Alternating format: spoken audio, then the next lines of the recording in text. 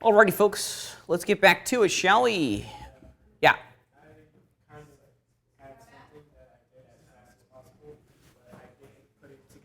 Okay. What do you got? What computer? You're 6? Let's take a look. Okay. That's what? 4. I'm sorry, I said 6. That's entirely my fault. Let's take a look. Okay, that's fine. That's better than nothing.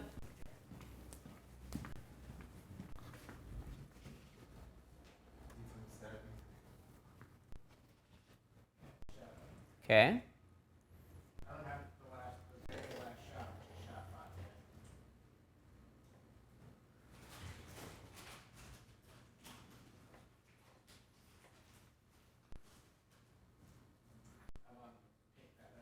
Yeah.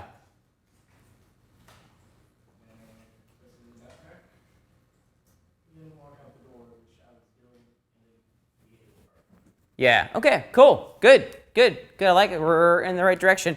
Now, based on the sequence that we've established here, what does Austin need to add to have this make sense? Well, let me take a step back. What's the tone? What's the whole idea behind Austin's story? Do you remember from last week?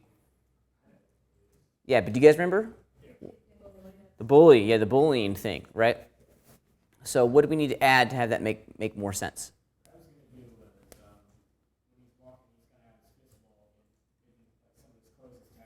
Yeah. Yeah. Okay, cool. I think that's not a bad direction to head in. Can you go back to shot 1 for me real fast?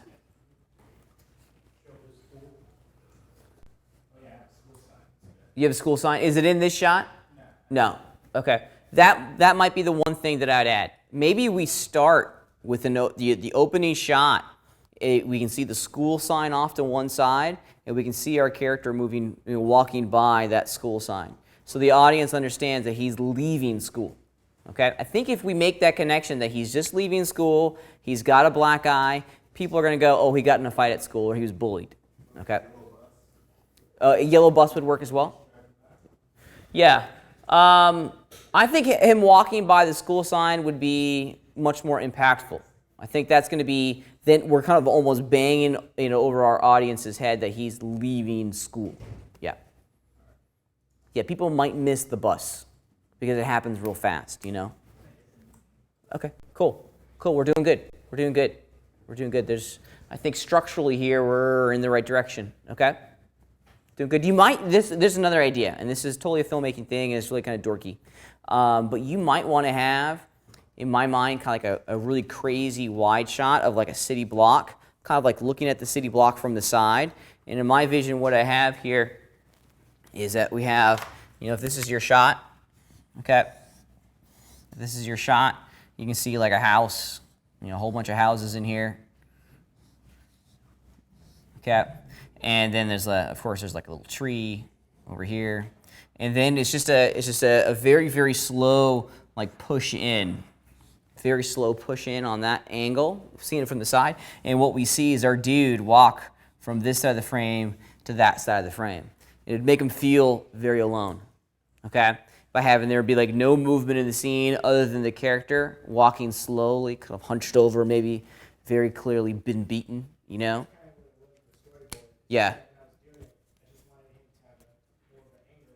Yeah. Yeah. Right. There could also be a transformation in there too. Maybe when he gets home, he's been beaten, and then at home, the transformation happens into anger. Food for thought. Food for thought. Yeah, I think showing that he's been beaten may be a good direction to go in. Yeah, because when people are angry, they very rarely do things slowly, right?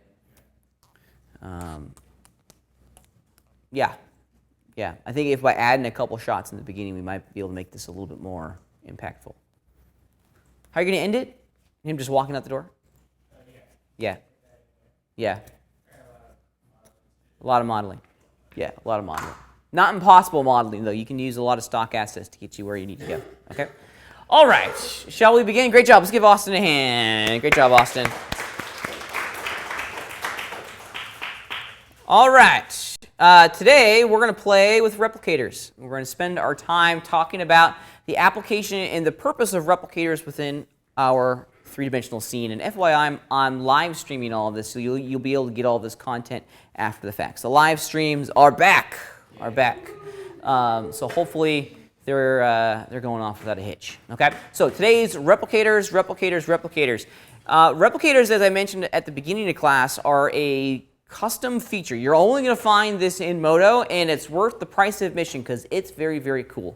Replicators allow us to duplicate things. That's really their whole purpose inside of the big picture in the Modoverse, is that they are all about duplicating items intelligently. So to start off, let's talk for a second about the traditional duplication elements that we have access to in our default Modo toolset. So here I am. I'm just in the Model tab. Cool little chair, awesome. And I want a couple different chairs to populate my little room that I'm in, okay? So this is one of the presets that come with Modo, by the way. And of course, we can do some cloning, okay?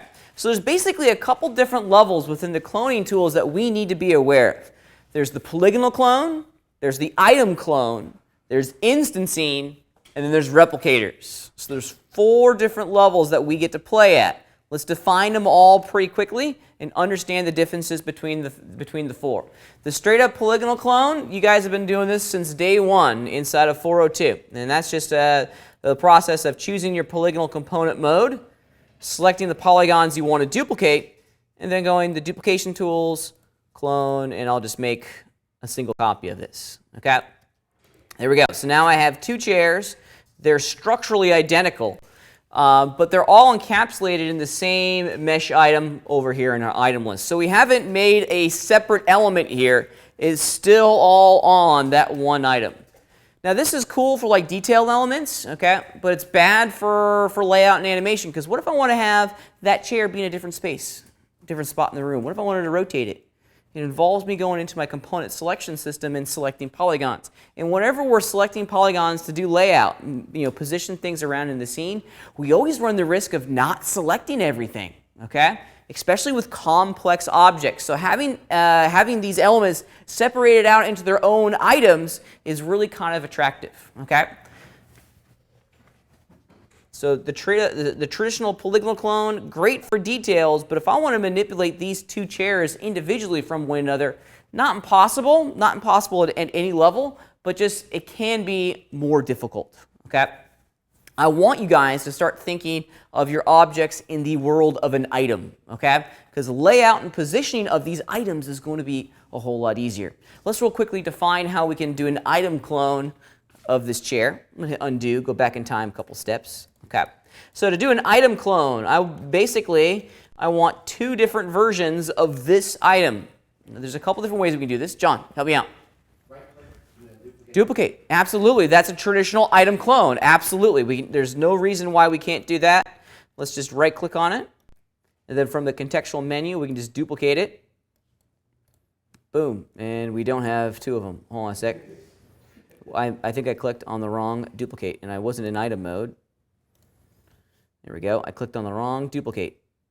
There we go. Now I had 2 of them. They're sitting in the exact same space, but if I was to hit the atom transform tool, we can move them separately from one another. Okay. This is really, really handy because now I can continue working with this item at any time I want. Excuse me, it might help if I selected the item that I want to work with. And then continue to move, rotate, and of course I could scale it.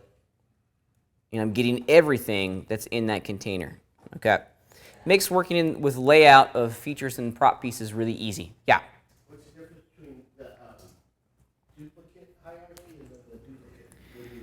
Yeah, this is where it gets confusing. And there's actually 2 different levels that we can duplicate. Okay. So we have duplicate and then duplicate hierarchy. And then there's this 3rd duplicate that I honestly don't know what it does. Okay. I always select the first one, okay? Now, if you have an entire hierarchy of parented and nested elements, in each other, duplicating the hierarchy would be a good idea if you want to make a complete copy of that structure, okay? I don't know what that 3rd duplicate does. I really don't know. Yeah, maybe that's it. Duplicate item, instant hierarchy, modifiers. Yeah, okay, so maybe just get to pick and choose. Pick and choose. Cool. All right, now I got 3.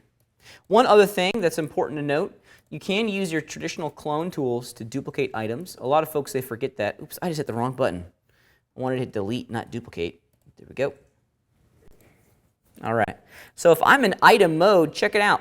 All of our duplication tools have kind of gone this purpley blue, okay? This is denoting that we can use these tools to continue duplicating items, okay? And everything that's on that item is going to be copied at the conclusion of this tool. So for example, maybe I wanted to have a whole series of these chairs all just chilling around each other. I can do a radial clone of 4. There we go.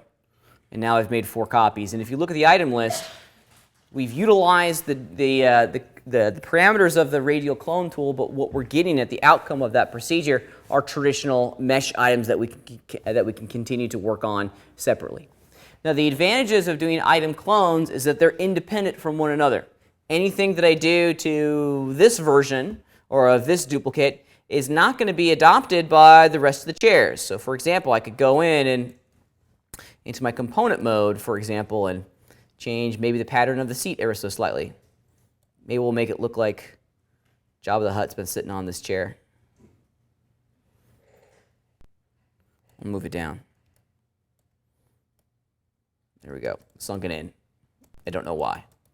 So if you're in polygon mode, does that duplicate the items in the item list? No, it's not. Yeah, you mean we're doing item level duplication, so we need to be in item mode, right? Trying to duplicate my bowling pins, Uh-huh. and then I tried all kinds of different ways, the array, and then, but whenever I was in polygon mode and I couldn't get it to separate. Yeah, everything all stuck together.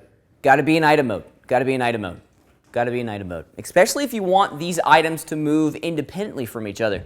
We're going into the animation world here very quickly, some more quickly than others. The folks that have their animatics done, you're in the modeling stage where you have to start thinking about what's physically going to move and what's going to be a static element within the scene. Okay? If it needs to be moved, or if it needs to be animated, it needs to be encapsulated in its own item. That's a must. Got to have it. Okay? All right. As I mentioned a moment ago, the big benefit of doing these traditional item duplications is that they're all independent from each other. This we know. We just saw this. Okay? Now, the third one, the instance clone, is pretty neat. We're going to get something that's very similar to what we have on the screen here, but we're going to the technology. The instance technology is going to change the relationship between the master chair, this one, and all of its clones. Okay? We're going to make an instance, and to make an instance, it's pretty easy. If you hold down the Option key on your keyboard, you can see that the icons for all of these duplication tools change to this kind of pink color. This pink color is really, really important. It's kind of the Moto UI method of denoting that the element that we see in our OpenGL viewport and in the item list is an instance. And there's a relationship to a master element. So let's do the same instant radial array. There we go. And I only want 4. And let's clicky click. Oops. How about we have it duplicate over there, Moto, or not.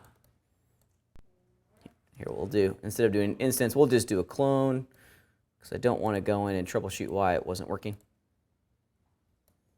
Oops. Didn't hold down the Option key. I'll get it right one of these days. Hold down the Option key, instance clone, there we go. And now we have duplicates of each other. And we'll have maybe a couple of them. Okay, before I drop the tool, you can already start to see the hierarchy that's establishing both in our OpenGL viewport and in our item list. Let's check out the item list real fast. If you look at what's being created, we're getting mesh items that have the pink cube now in relationship to what we have with the blue cubes. The pink cubes, these represent instances, okay? And there is a master relationship between the instance, which is kind of the child, if you will, of the mesh item that I originally had selected, which was the 9BS10 Sofa Lounge 1, okay? I bring this to your attention because there's actually a property inside of our tool options that will change where these elements are automatically generated in the item list, okay? Check it out. Let's make this section a little bit bigger. Okay, so down here in item effector, check it out. We have this element here called parent. Okay, we can change the way these items, the way these instances are created and placed in our item list through this little pull-down menu right here. When parent is off, they're just going to show up in our item list as kind of floating instances like any other item. However, if we change it to hierarchy, root, or primary, we can parent, if you will, these instances to their master. And I like doing that because it's just visually it makes it really easy. There we go. Here's hierarchy. And hierarchy is going to create a whole chain. This is kind of annoying, okay? Because now if you look at the hierarchy that we've crafted, the fourth instance of our little sofa chair is a child to number 3, which is a child to number 2, which is a child to number 1. This is kind of an organizational nightmare, especially when you have 200 instances of the exact same thing. You can have this huge kind of cascading sheet of instances in your item list that you'll have to manage. Boo, I don't like that, okay? So what I normally do is I change it over to root. I like root, because then all 3 of these are going to be parented to the master. So let's do root, boom, and that's what we get. I like root, because now the hierarchy within our item list is very, very clear. We all know that they're connected to that top one. Yeah? This is where I had a problem with instances. When you tried to delete an item, it would come with a message and say it was... Are you sure? Yeah. You're going to get 2 different levels, because now in instances, and this is what makes an instance different from the rest. Okay, let me drop the tool and let's examine the instance. Okay, an instance is special. An instance is an item, so we can move and rotate and scale that item, but that's about all we can do. We can't control the polygonal structure, the geometry of an instance. The geometry is being driven by that master item, the first sofa chair. Okay, an instance is always getting a referenced shape from the master. Okay, for example, notice that I'm in item mode. I can still control the placement of my instances wherever I want in my scene. So I still get the same item level controls as I did with my traditional item level operation. Okay, that's cool. You can even do them like this. Okay, shoot, you can even animate instances because they're items. The all 3 sections of the transform are available to us as an artist with an instance. So we get to move, rotate, and scale, and we get to animate, move, rotate, and scale. Okay? As I mentioned a moment ago, the geometry is always being referenced by the original. Anytime we change the geometry on the original, all of the instances of that object are automatically going to update. Let me show you what I'm talking about. I'm going to go into my master. I'm in my polygonal selection mode, and maybe I move the cushion up. And you can see that all of the others are adopting that transformation of the cushion. Okay?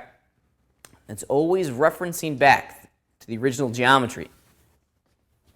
If I make a pretty big change, maybe I make my sofa seat longer for whatever reason, or shorter. All the instances update at the exact same time. Okay?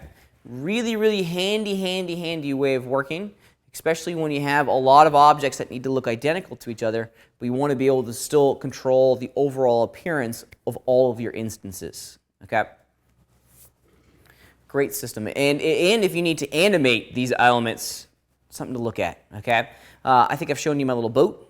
My HMS Victory, I have a whole bunch of cannons on the boat itself. I need to animate those cannons coming out of the openings so they can fire fictitious cannonballs at whatever it is in my scene, right?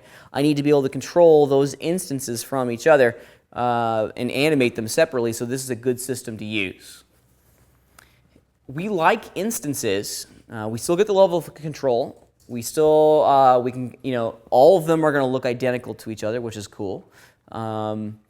And since the geometry is being referenced by the original, they're a little bit faster to render. Okay, the computer is not seeing them as completely separate pieces. It's not having to try to figure out all of the geometry. It already understands what the shape looks like. Now we're just moving the totality of that shape around our 3-dimensional scene. So you get a render benefit when using instances, a big render benefit.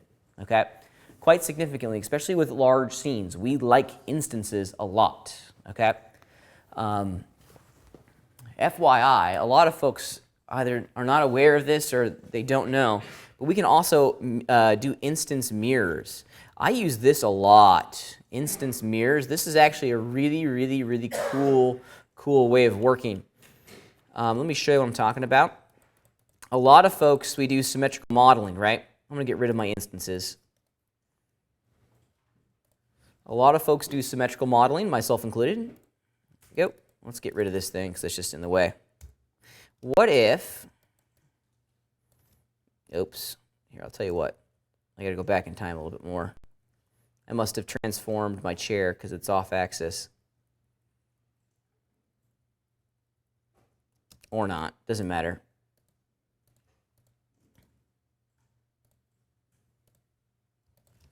It's going to be off axis. Apparently the original auteur of this model did not model it symmetrically. Bad. However, instance mirrors are really kind of great, especially when you're doing symmetrical models. Like, for example, the robot that Sean's making. He's going to model half of it and then do an instance clone or a mirror operation to get the other half of it to ensure that the left side is identical to the right side. Well, while you're in the process of modeling it, having an instance mirror copy of the original side is really, really helpful. That way you can very quickly gauge how well you're doing. Sometimes it's difficult to understand the shape when you only see half of it. We only want to commit to the full shape at the very, very end when the modeling is done and we can move on. Until then, using an instance mirror is a great way to supplement our workflow, okay? Because now, for example, I can do an instance mirror. The same rules apply. Oops. And, well, this model is really messed up. Here we go.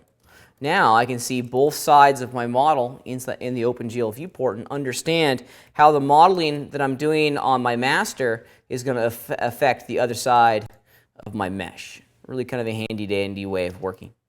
Okay, and they are mirrors of each other too, which is nice. This is not a clone. It is a true mirror of the original.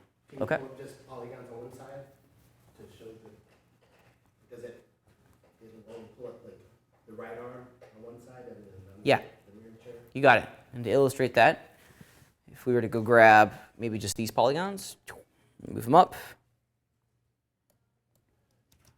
Okay, it's a true mirror, which is kind of nice. Okay, really, really helpful, especially when you're working with complex objects. Okay.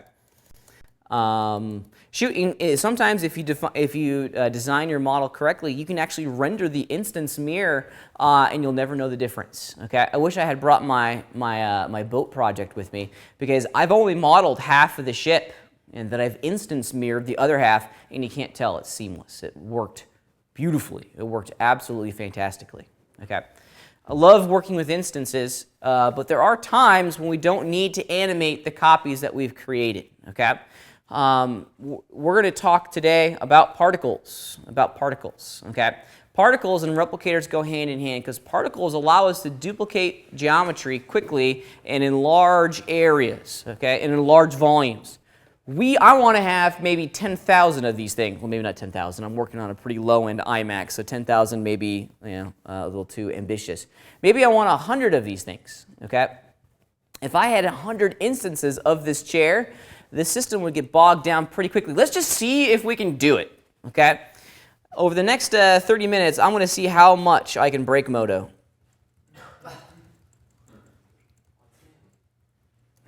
All right, there we go. I want to see how much I can do this, how much I can break Modo. It's going to be awesome, let me tell you. Yeah.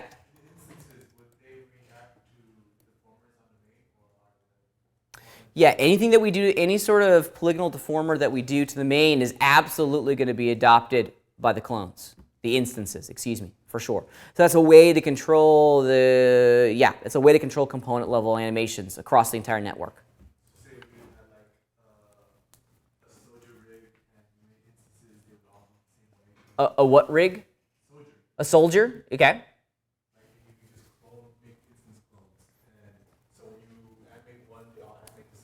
Absolutely. Let's illustrate that. Let's have my little chair jumping up and down here. Because that's a realistic animation, right? Yeah. So let's just start throwing down some keyframes here. Excuse me. There we go. And then over the course of 30 frames, he's just going to jump up. I know. Awesome. And now, let's go back to the Model tab. Let's make an instance clone of this guy.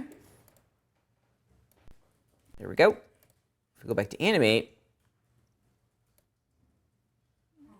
the animation of the original is going to be adopted by all the instances for sure. Okay. I'm sorry, can you say that again? Ooh, test it first. Test it first. Yeah, test it first. Maybe. That's not something I've actually kind of explored. All the character rigs that I do, I don't traditionally duplicate in a lot of different ways. I don't know if an instance would work. You might have to do a traditional mesh clone to get it to work correctly. Because for the rig, well, you have to duplicate the entire hierarchy, right? Because it's only gonna instance one mesh item. Your rig is about 80 different mesh items, right? Or 80 different items. The bones, the deformers, the vertex maps, all that stuff defines the operability of that rig. So in every way, you'd have to instance and duplicate all of those elements in order for it to get to work correctly. Test it first before you commit to it, okay? Maybe. Maybe. Okay. All right, let's go back in time here a little bit. Let me get rid of my animation. I know. Aw, no more sofa chair jumping up and down. Aw. All right, and I'm going to break Moto. I want to see if I can do this.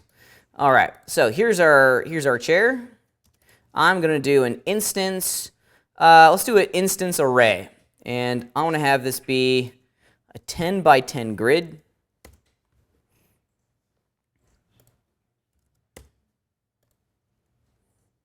Boom. So now I got 100 chairs. Should I see if I can get 1,000 chairs? I'm feeling a little brave. Oh no. I'm feeling brave. I know, right? Going to school would be so much more comfy. Uh-oh.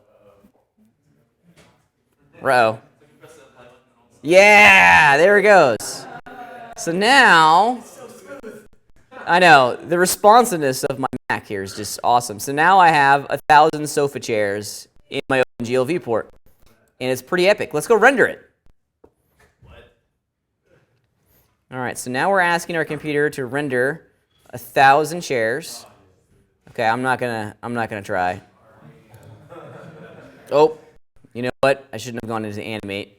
Let's go back to model. And I want to change my OpenGL viewport to go into camera. There we go. Now I can zip around a little bit more intelligently. And here, let's do this. 1,000 chairs, all in frame, so we know the computer is going to evaluate every single polygon inside of my scene. Okay, let's go back to, let's just hit render. I'm not going to go back to the render one. Let's just hit render. That way we can ensure that we get a speedy kind of recreation of all this.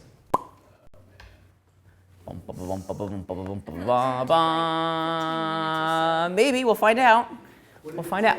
Was that 71 million? So it's 73.4 million polygons.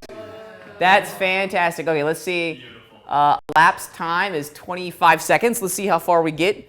There will be a moment here where I'll pull the parachute and we'll stop it because it's just going to take forever. But let's give it a minute or so. You never know what's going to happen. Okay, this is going to be longer than a minute. We're at 42 seconds. Still doing the irradiance cache. Let's see. It should tell me. It looks like it's either 3 or 4. I might have to go into one of the other statistics views to get the pass. Oh, wait a minute. Yeah. It's just taking its time. There's a lot of geometry in here. 73.4 million polygons. And you saw the responsiveness of my scene, too. It just killed it. having to draw that many wireframe outlines turned into a big, big barrier for my little to kind of work around. So for high detailed scenes, this isn't necessarily work, right? All these elements in my mind are going to be static. I'm not going to animate these. I'm not going to animate 1,000 sofa chairs, okay? So here we go. Now we're modeling, or now we're rendering it. Let's pretend that we're doing in a city or maybe even some sort of like desert environment. How are you going to generate trees? How are you going to generate grass, rocks? You're not going to do instances because, as you can see, it takes a tremendous amount of processing power to generate and render and calculate and evaluate all of these separate elements. The computer is managing 1,000 separate items right now. Actually 1,003, because if you include the texture load and the directional light, there's 3 more things that it has to manage, okay? That's a lot for the computer to do, okay? And illumination on, which is probably another thing I should have turned off before I on this endeavor. So instances, great for replicating maybe 5 or 6 things, okay? Maybe 20, 30 things, but when you're working at the high volume level that we are here, it turns into a big, big problem. Okay? An organizational nightmare both on our side, because now we're having to manage 1,000 different items in our item list. We've now bloated that work environment. We've bloated our OpenGL viewport environment. It becomes very, very difficult to animate and work through our production pipeline. So it's not necessarily the bee's knees here. Okay? It's not necessarily what we want to use for high detail, high volume areas within our 3-dimensional scene. And I'm going to pull the parachute. Let's see, it's 3 minutes and 10 seconds, and it's not even 15% done. Your live stream is dead. My live stream is dead? Did it go black? Oh, you know what? Darn it, I got to reset it. I forgot. Oh, damn. That's because I've taken over like 100% of my system resources trying to render this thing. So hopefully it will come back. I broke the live stream. Let's just wait 10 or 15 seconds. Maybe it will update and catch up with us. Mr. May, give me the thumbs up. Huh? No response yet. No response yet? Oh, wait. Wait? Huh? Is there life? Second move. Only one.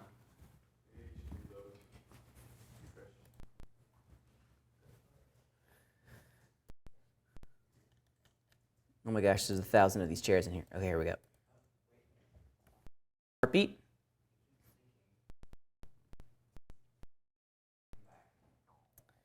It's probably going to come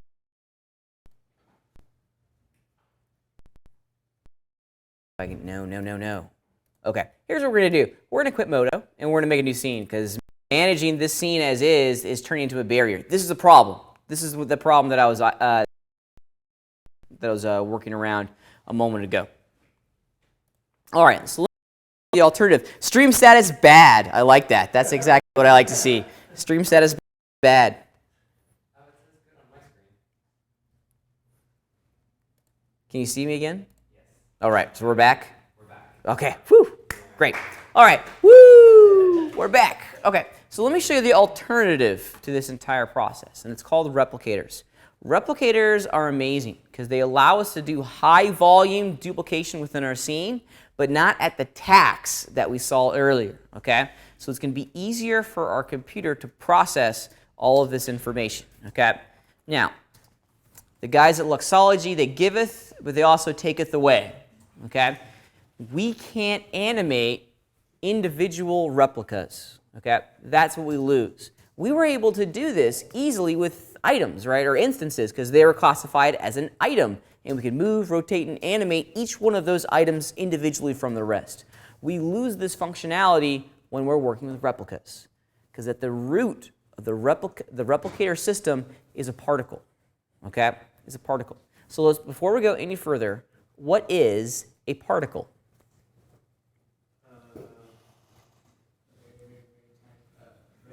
Vertex, absolutely. Yeah, that's it. It's just a dot. It's just a point in space. We're gonna generate a whole bunch of these points in our scene.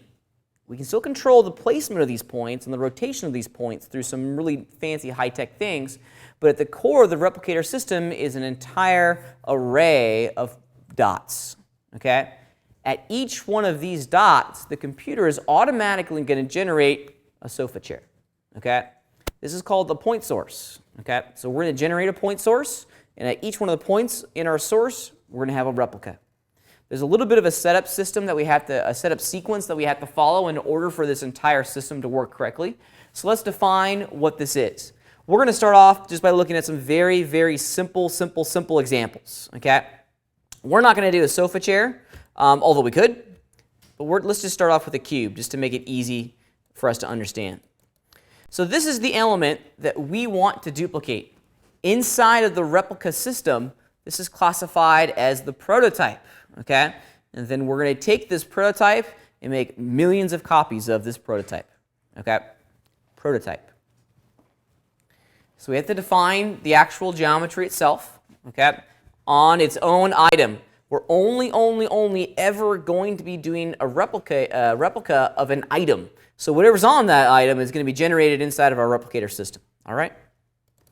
Okay, so there's part one. Part two is some points, okay? We have to define the point source, and I'm just going to call this, let's just rename this mesh item point source. Point source, okay? Now, if you think about it,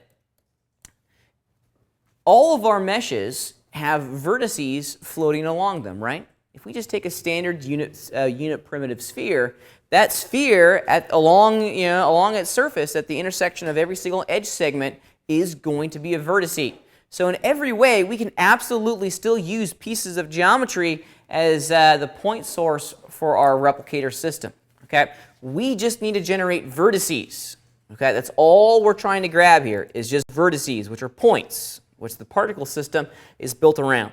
So I'm going to do this on this mesh item. I'm going to add a sphere, and I'm going to make that sphere very, very big. Humongoid. Bigger than that. There we go. Okay, cool. There it is. Ta-da! There's my sphere. And at the intersection of every single one of these edge segments, of course, we have a whole series of vertices. We're going to use these vertices as the point source for our replicator. So we've got to have a prototype. We have to have a point source, which could be an existing mesh or a particle-driven simulation, which we're going to talk about next week. And then the third thing that we have to have is the actual replicator itself. Okay, so we physically have to create something now. In the previous kind of system, we used our cloning tools to make the duplicates. No, those days are gone. Okay, we have to make a new item that's called a replicator. You can add this new item into our scene by going to the Add Item pull-down menu, and under the Particles section, it's the first one in the list. So there it is, a replicator. And the moment you click on it, you'll see it pop into the scene, and once again, they're using the colors of these little cubes in the item there to define its role inside of the Modo system. Blue is mesh item, pink is instance, and purple. I guess that's purple. It's a pinkish purple. I know they should have made it like green or something, or blue, or maybe not blue because I have blue, but like red, something really noticeable. This is a replicator. Okay, this is a replicator. Now, as you can see, the replicator, when we first add it in, its text is all grayed out. What does that tell you? It's empty. It's not hooked into anything. So we have to make some connections to the replicator to ensure that it's duplicating the elements how we want it to go. All right, so let's select our replicator and go downstairs into our Properties tab. The Properties tab, don't worry about this transform section. It's not important. But the most important section in here is the instancing section. And you can see that the first two parameters here kind of hook into that system that we were creating a moment ago. We need to define on the replicator what mesh item is going to be the prototype, and then what mesh item is going to be the point source for this duplication system to take place. So here's what I'm going to do. I'm going to go into prototype, and I'm going to choose the cube to be my proto. There we go. And the point source is going to be my sphere. Oh, there we go. Pretty cool, okay?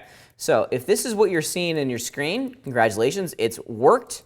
But how do we see the actual boxes? So let's talk for a second here, talk about what's actually happened. So the computer's gone through, it's analyzed our point source, which is the sphere, right? And it's analyzed the sphere, and every place there was a vertice, it placed a box, okay? And now we basically have a box at along every single vert on our sphere, okay? This is the default way that Modo draws all the replicators. If you'd like to actually physically see the boxes instead of the bounding box wireframe outline that we have here, there's a couple things that we can do inside the OpenGL viewport settings to give us the result that we want. So let's hit O, go into Drawing and Controls, and you can see that we have a section here called Replicators. The default's to none. We have two other options. We can either show all of the selected replicas, or we can show every single replicator inside of our entire item list. Let's just do all. And there you go. Now you can see what's happening. Looks trippy. Let me turn off Show Vertices here. So I went into my viewport properties, O key, under Drawing and Control, towards the top, there's a pull-down menu called Replicators, and this defines how the replicators are drawn inside your OpenGL viewport. And I chose mine to be all. Now, dun, da, da, da, pretty cool. Yeah. So you can't replicate, like, is there a way to make the replicators real? Like, so I can put them into a game? Oh no, this is Modo specific. This only exists in Modo. This is the only application in our industry that has this technology at its core. So there's no way, like, I can press a button and make it so that this is actual geometry instead of it being a regular replicator. Kinda. There is a way to get a replica into an item. It's a little bit of a process though. It's a little bit, you have to do some conversion, and we're not there yet. So the answer to your question is yes, but not easily. Okay, so let's continue to talk about how we can use replicators instead of Modo. Because on the surface, it seems like it's like, okay, Pat, this is cool. Now I just have a whole bunch of boxes in a sphere, right? But the benefit of working with replicators is that we're not duplicating 1,000 different items. The computer is no longer evaluating 1,000 different transform levels. It's just evaluating geometry. It's just rendering the true polygonal structure of these elements. So it makes it wicked fast to render, and I mean wicked fast to render. Okay, because it's not trying to figure out where each one of these replicators exists within the three-dimensional scene. It's just evaluating true geometry. 6 sides on each cube. That's all it's doing. It's just rendering the true geo, so it makes it very quick and easy to render. Okay? If you remember back to my earlier example with my sofas, just navigating around in my preview window was tough, okay? Especially with global illumination on. This was tough when I had, a couple hundred sofa chairs all sitting in here. Now, admittedly, the sofa chairs were of much higher resolution, both polygonally and they had textures applied to them. But since we're working at the replicator level here, we get a tremendous performance increase. And I mean a tremendous performance increase. Shoot, let's try it. Let's, instead of having the cube be the prototype for our replicator, let's have the chair be the prototype. And this kind of illustrates the power of working inside of this replicator system, is that we can swap out the prototypes whenever we want and still get a similar result. Let's do it. Let's add a new mesh item into the mix. Or let's just add, my sofa chair. And it was that one. There it is. Oh, great. It's approximately the same size as the cube. That makes it easier on my side. And let's go back to my replicator. And instead of using the cube as our prototype, let's use our sofa chair.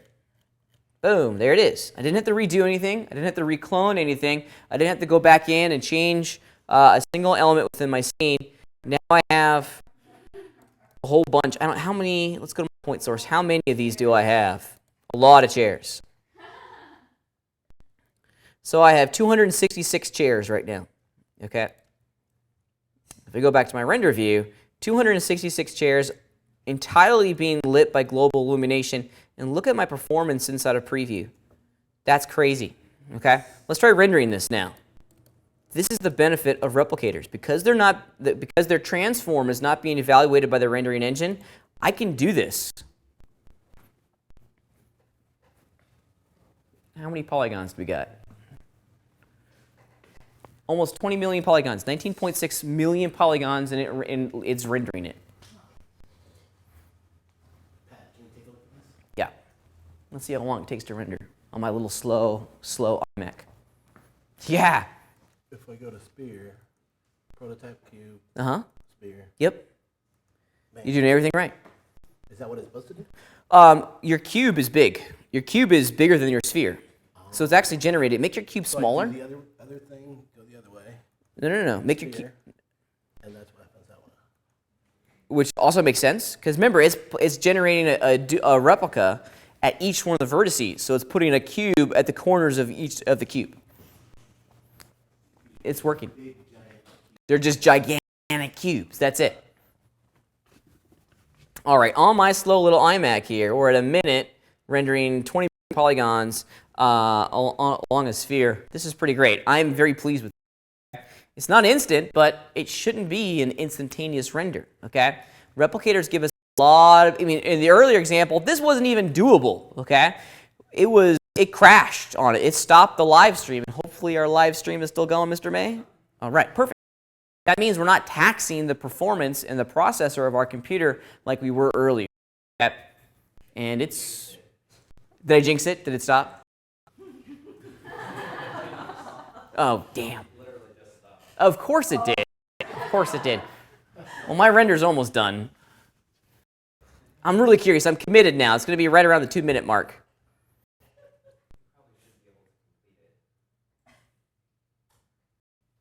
I want to see my render. It's kind of a cool looking sphere thing. Yeah. Yeah. All right. Now, because we're using kind of a programmatic approach to replicate, so we're at a minute, at 2 minutes, 9 seconds. Not bad to render 20 million polygons. That's actually pretty decent. Because we're doing a programmatic approach to duplication, we can change the rules here a little bit.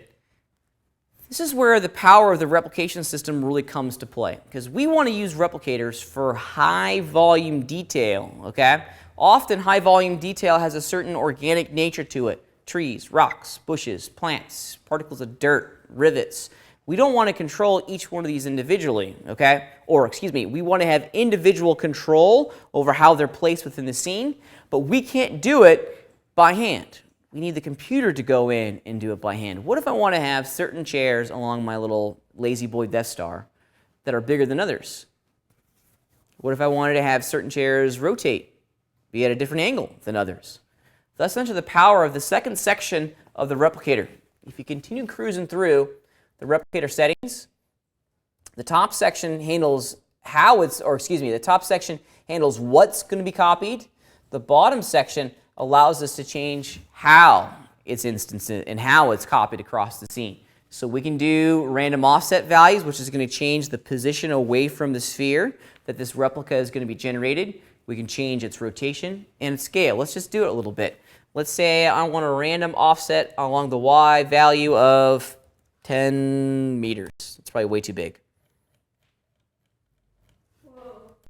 Trippy. It's like an explosion. It's an explosion, yeah, and it's random too. So some chairs are getting pushed, and it looks like I did all three axes. That's okay. Some chairs are getting pushed out further than others. That's random, okay? We're kind of setting up parameters for our duplication to happen within our scene. Let's put that back down to 0, hit undo, and we'll play around with the other twos. So we can do maybe random twists of 45 degrees along the y-axis. Check it out. Or let's do 180. There we go. Now, some chairs have been spun around 180 degrees. Others have not. What if we wanted to have a random rotation of, 70% along all three? Now we have some chairs that are pretty big, some chairs that are pretty small.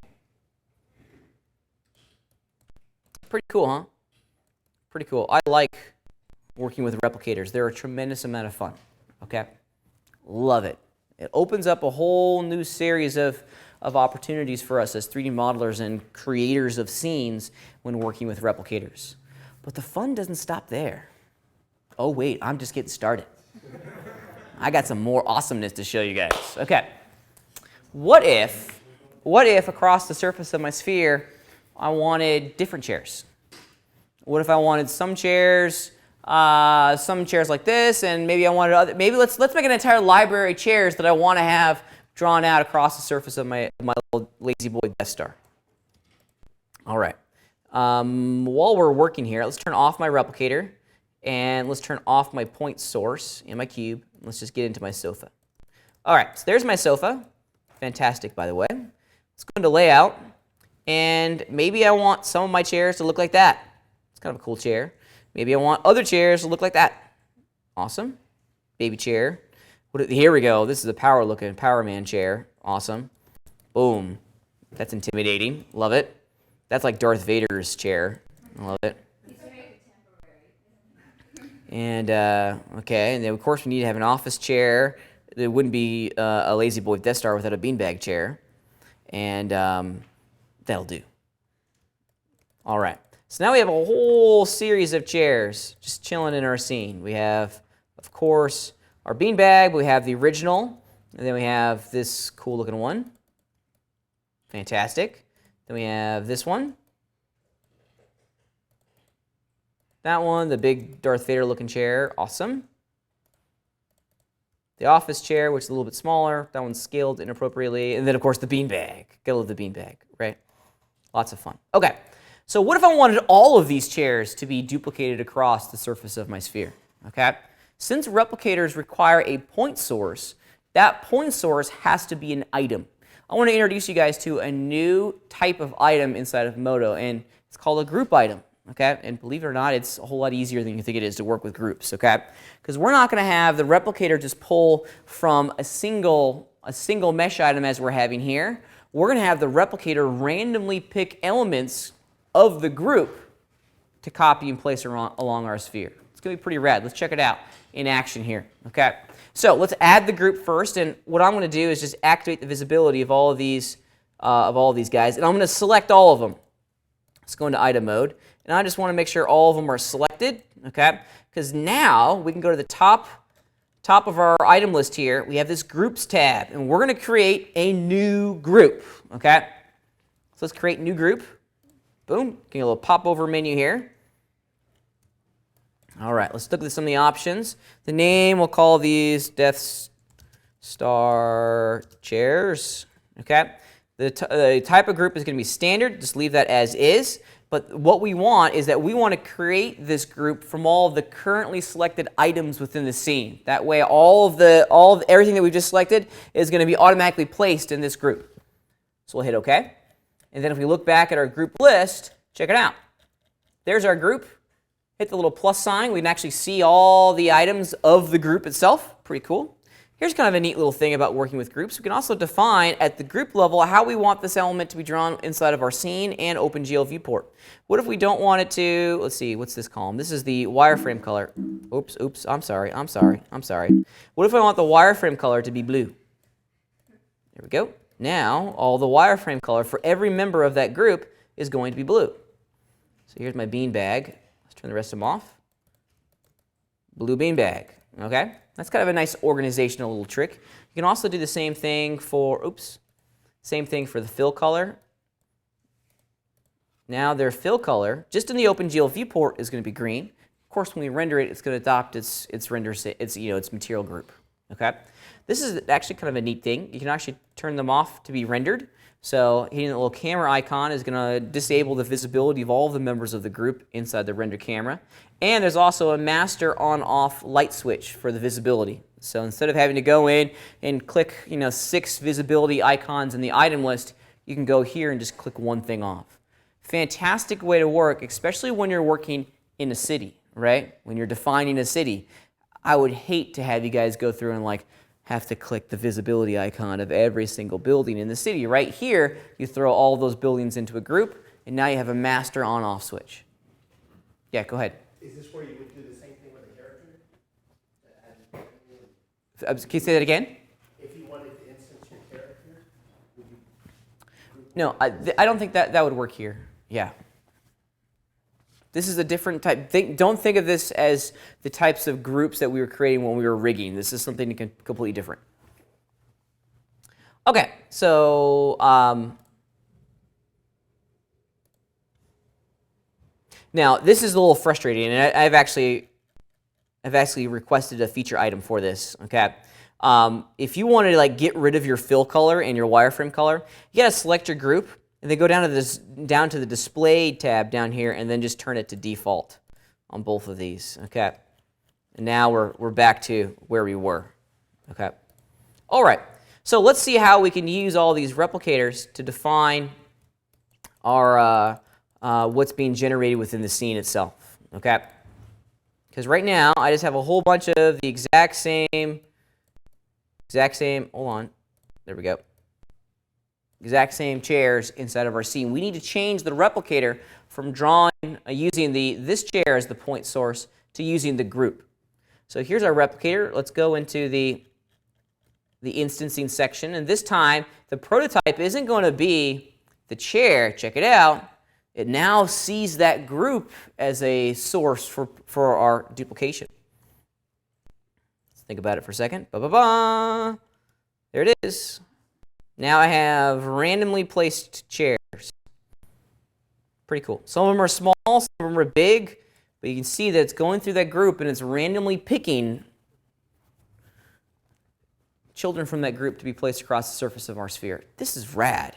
Okay, this is very rad. Okay? This is how we make cities in about 2 seconds. Seriously.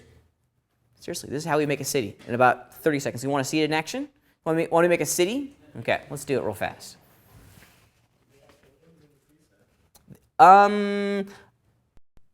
They don't have any buildings, but let's be weird, wacky, and wild here. I can make an entire parking lot. Yeah, we're going to come back to that in a minute, actually. That idea is super cool. I don't want to change the name, computer. Let me just make a new scene. Okay. So when you draw out a mesh for the replicators, do you just do like plant vertices in an array?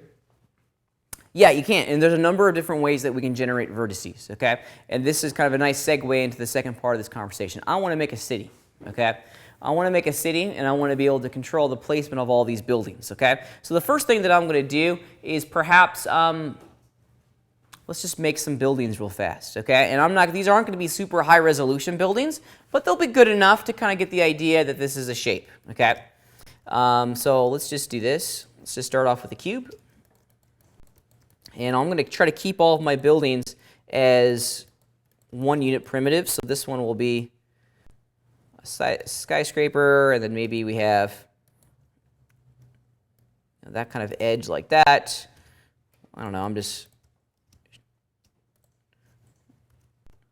I am literally making this up as I go along, which is always a good way to work. Maybe, I don't know, this side of my building has a really weird inset to it or something. Oops, wrong one. Oh, actually, you know what? I should do the opposite way. Excuse me. Oops. That's what happens when you're making it up as you go along. There we go. Kind of a base. Cool.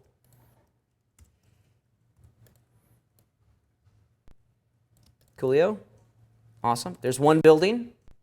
Let's give it a name.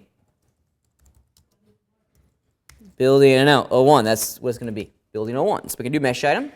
And on that new mesh item, again, we'll start with just a unit primitive cube, and then we'll just have fun. Maybe this one is just, I don't know,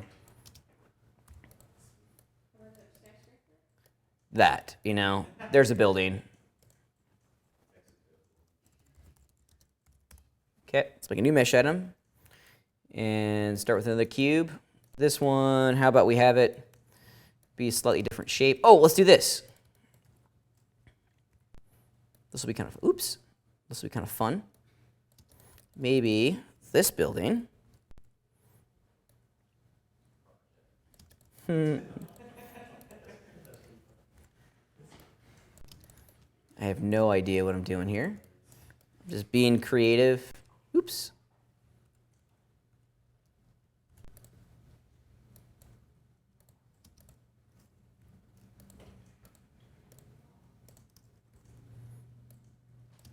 Go. Cool. And then let's put another piece in there down at the base.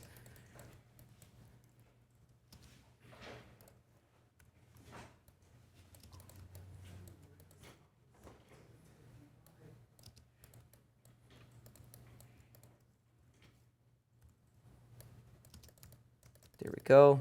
That's the stupidest building ever. Oh, here, let's make the Michael Jackson suite. The Michael Jackson suite. This is the part of my building that only Michael Jackson can rent out. Yeah, this is the Neverland section, and only Michael Jackson can rent this out because it's like, you know, $10,000 an hour. There we go. There it is. There's a Michael Jackson suite. Here, we'll give him a window. Michael needs a window. He doesn't need a window.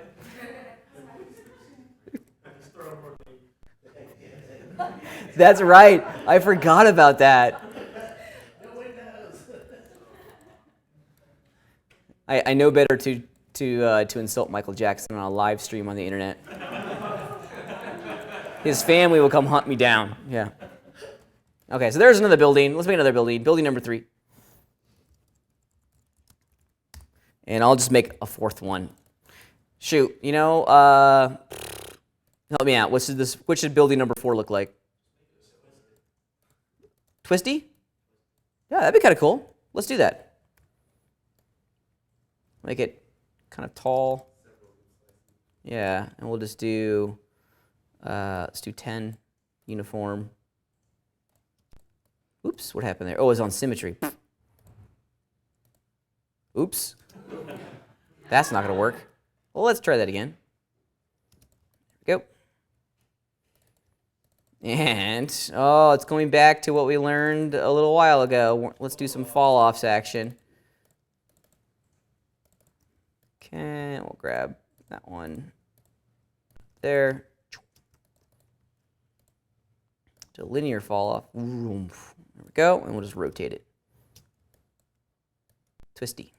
Awesome. Fancy twisty building. Cool. All right, so there's my futuristic buildings, my futuristic landscape. Okay, I'm going to use all 4 of these as the prototypes for my entire city. So let's just do buildings, building 04, and let's select all of these in item mode and throw them into the group, into their own group, new group, and all of these will be just buildings. Okay, so that part done.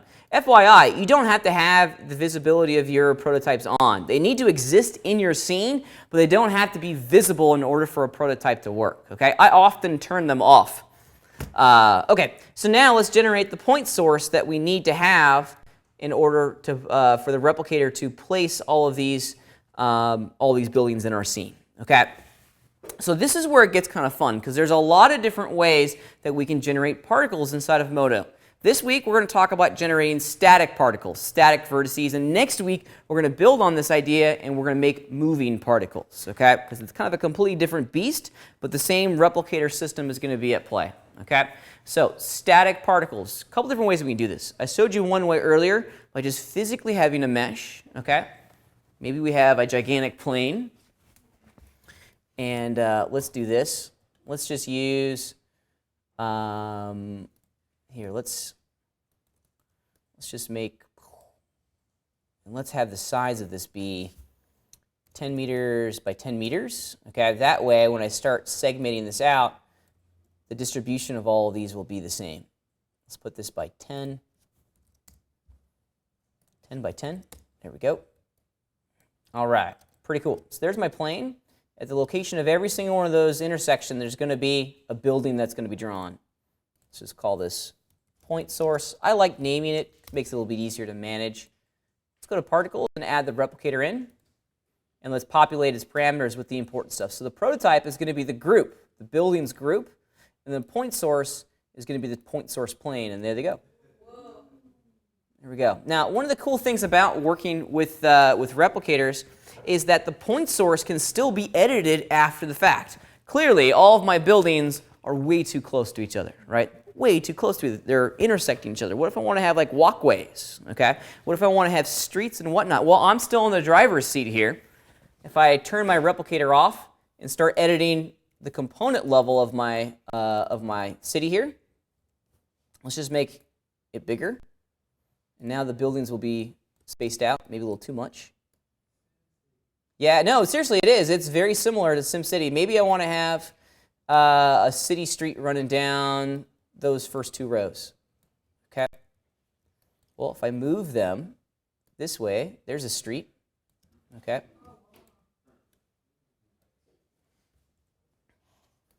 There's another street over there.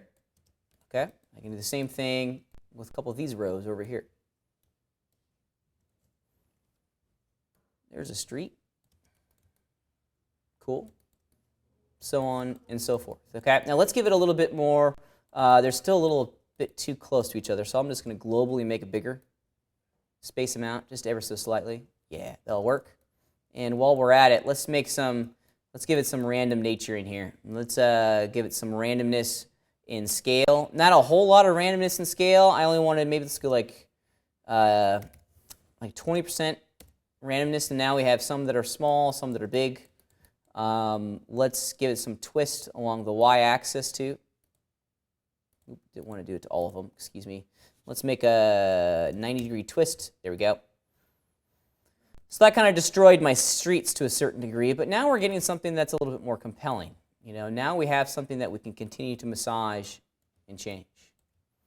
Let's see if I can get some of these city streets back. Say again? It's random. It's random, so it's going to pick a value within the range that you've established and apply that rotation value to your replicas.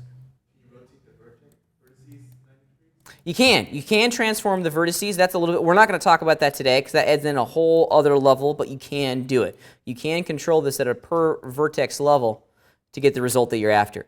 So you do have some control over how all these replicas are going to be created.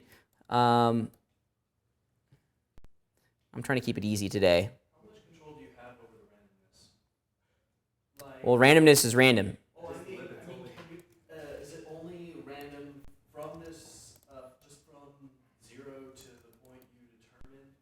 Or can you make it random from, like, say, 5 different points along that paragraph? You know, I think with this system, we're only allowed to create a range of values, and the computer is automatically going to pick those for us. Okay, so you'd have to physically go in and change make new prototypes for that then. Yeah. Yeah. Can you turn certain vertices off, like the outside, how it's all off a little bit? Yeah, so remember, we're generating this from the point source, okay? So here's kind of a cool little thing. If you wanted to control which areas of your point source are going to be included in the replica, here's kind of a cool little trick, okay? Let me turn off my replicator just so I can see my point source, okay? And I'm going to go into my OpenGL viewport properties and activate the visibility of my vertices, okay? I can delete, for a while I told you guys to always hit the delete key when trying to delete polygons. Because what happens when you hit the delete key? Verts stay. No. What happens when you hit the delete key? Verts go away. It deletes everything, right? If you hit the backspace key, the vertices stay. There you go, okay? So I've deleted all the surfaces on my point source, and now I'm free to go in and start eliminating certain parts of my point source. Okay, maybe I don't want buildings in this area of my city because I want to have a lovely little park there in my mind. Woo. Okay, so we can control which, where these things are being generated by the location of the verts. Shoot, even after the fact. Maybe I want to have, I don't know, what am I going to do here? Maybe I want to control the distribution of all of my replicas across. Maybe I want, everything to be twisted. Let's do this. I don't know why I do this. This is going to screw up everything. Let's do a little vortex deformation. Okay. And now when we turn our particle generator back on, our replicator, you can see that those sections of the mesh have been changed. Huh? This is a great way to make a forest, and this is kind of purpose built for those ideas and precisely. This I really don't know. Probably there is. I hope there is. Like the Far Cry engine in their map editor, they have you can paint like a forest on the map. We get that in Unity where we can establish pretty quickly where we want trees to go. We don't have to place each individual tree, but not kind of like this.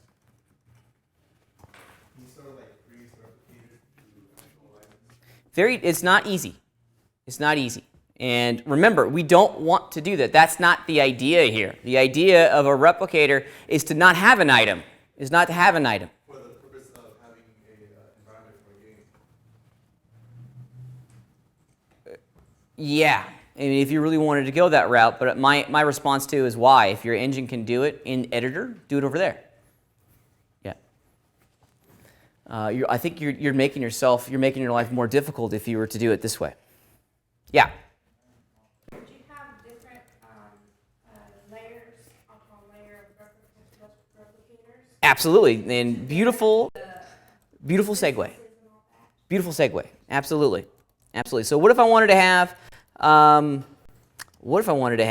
a whole series of light posts going down my fictitious little city street here? Okay. Well, let's check it out. There's a couple other tools that we can use at our disposal to have this go quickly. Okay. Just happen to know that inside of our preset library we have some light posts inside of the. Oh, I've forgotten where it is. I think it's under exterior. Here we go. Maybe I want these snappy street lights to be a part of my groovy little scene here. Let's go back into our model tab. Let's turn off our replicator and go find our street light. Whoa, okay. So our street lights is bigger than our buildings. So that's the first thing I need to get out of there. Make that whole thing smaller. And let's do it at the origin of our scene. Huzzah.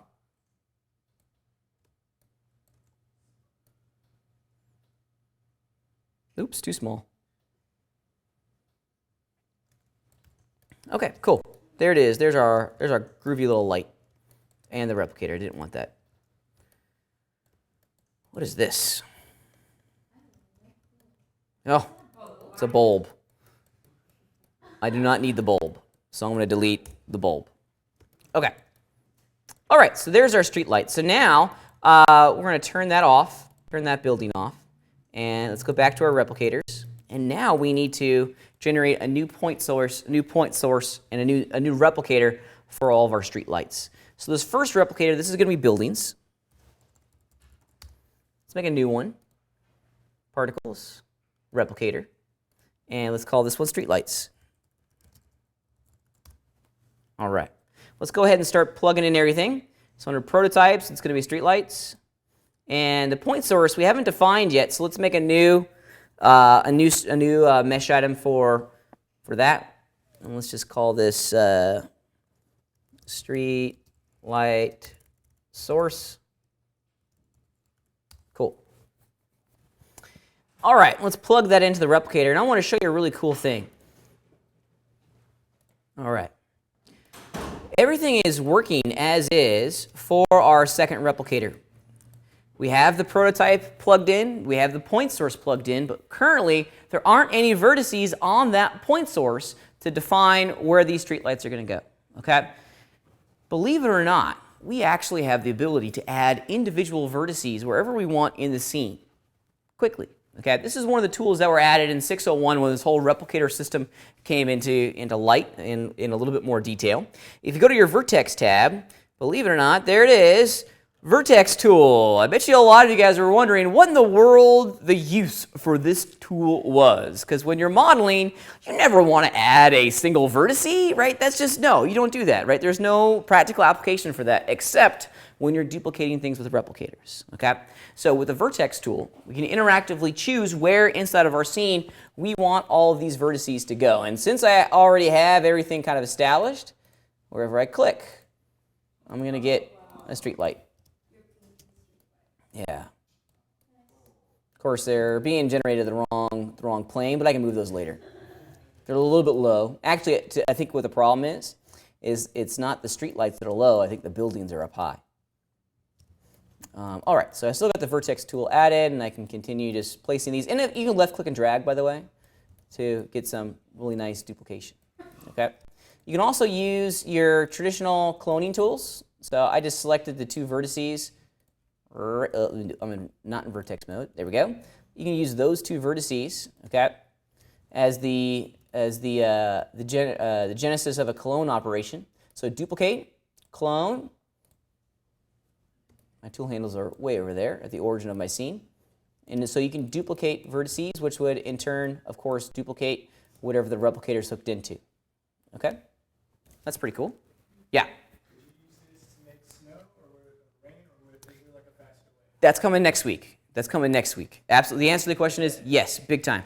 Today is all about making replicas, about making static replicas. Next week, we're going to take this into the movement world and get our particles moving, because that is a completely different situation, completely different system that plugs into this existing structure. Okay, let's talk about the last way that we can generate particles quickly within the scene. We talked about how to use meshes and the vertices that are on that mesh to generate particles. We've talked about the vertex tool, which will allow us to interactively place these particles where we want to go. The last way is a surface generator. And surface generators are really, really neat. Okay, surface generators are going to randomly generate a whole series of particles across the surface of a mesh. Okay, so on this one, we have to have a mesh. Okay. Okay, let's see here. I'm going to go back. Let's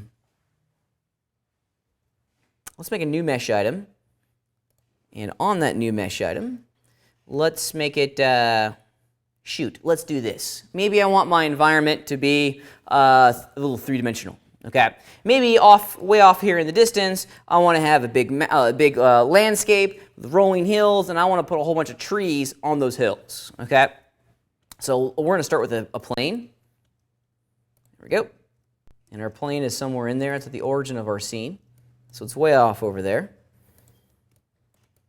And let's make that plane gigantic.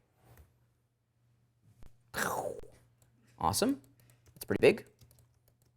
Let's turn on our buildings so we can get a good idea of where this thing is going to be. No, it doesn't need to be over there. It needs to be on this side. Cool. And maybe right around, I'm going to do a little slice action. Maybe right around in here, this is where I want to end my city and begin my forest wilderness. Okay, so on these, actually on the entire thing, I'm just going to subdivide this. Just get a whole bunch of polygons. Awesome. And now I can grab, I don't know, all of these guys, and we'll just do, oh, I don't know. How about we just have fun with our sculpting tools and make something that's kind of unique? Grab our push tool.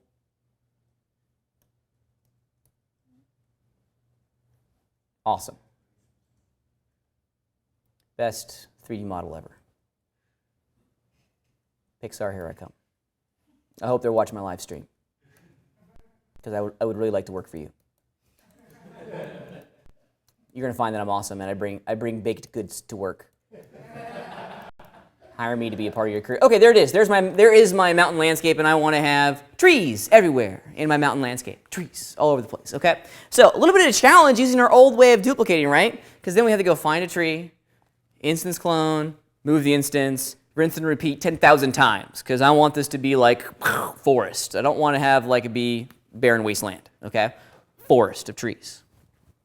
Let's make some trees. Let's make some trees. But this time, we're going to use a different system. This time, we're going to use a surface generator, okay? A surface generator is going to take this mesh, and it's going to randomly kind of spray particles along the mesh. And it's perfectly going to match the topology of our mesh, which is why I made it kind of mountainous instead of just flat, okay? So these particles are going to be glued and match the topology and the curvature of that plane. However, the first thing that we have to do here is define this plane through a material group. So a surface generator, it turns into a shader tree operation, and it's really easy to set this up. Let's check it out. So let's throw it into a material, and I'll just call this land, because I'm in an uncreative mood today. All right, okay, and let's go examine the contents of our shader tree. There it is.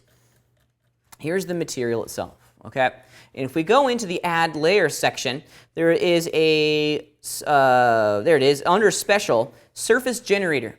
This is going to create particles. It's going to be almost imperceptible, but they're there. Trust me, the particles are there. Let's just apply it to this material, and these particles are only going to get thrown down on our land, and pretend that you can see them. They're like little bugs. Actually, you can't see them, so don't look, okay? So we now have a lot of particles being spread out across the entirety of that material, which is everything for that land, okay? The properties down here are going to allow us to change how many and the space of the particles that are going to show up on those polygons. You'll see this in action here in a minute when I start replicating trees across my world, okay?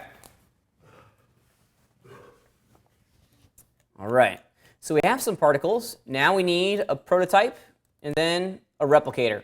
So let's go find a tree inside of our mesh preset library. And let's see, gotta remember where it is. Organic, trees, and let's use this guy. And of course, we could always do this with a group of trees too. Why don't we do it with a group? Let's just load all 4 of those into Modo. I told you I was gonna see if I was gonna break it. Okay, there they are. They're all chilling at the origin of the scene. Brilliant. Let's select all of them in item mode and throw them into a group. So instead of just replicating 1 tree, we're replicating 5 different trees. Or 4 different trees, excuse me. More on that in a minute, maybe. I want to show you a parameter. We'll call this trees, tree group. Go.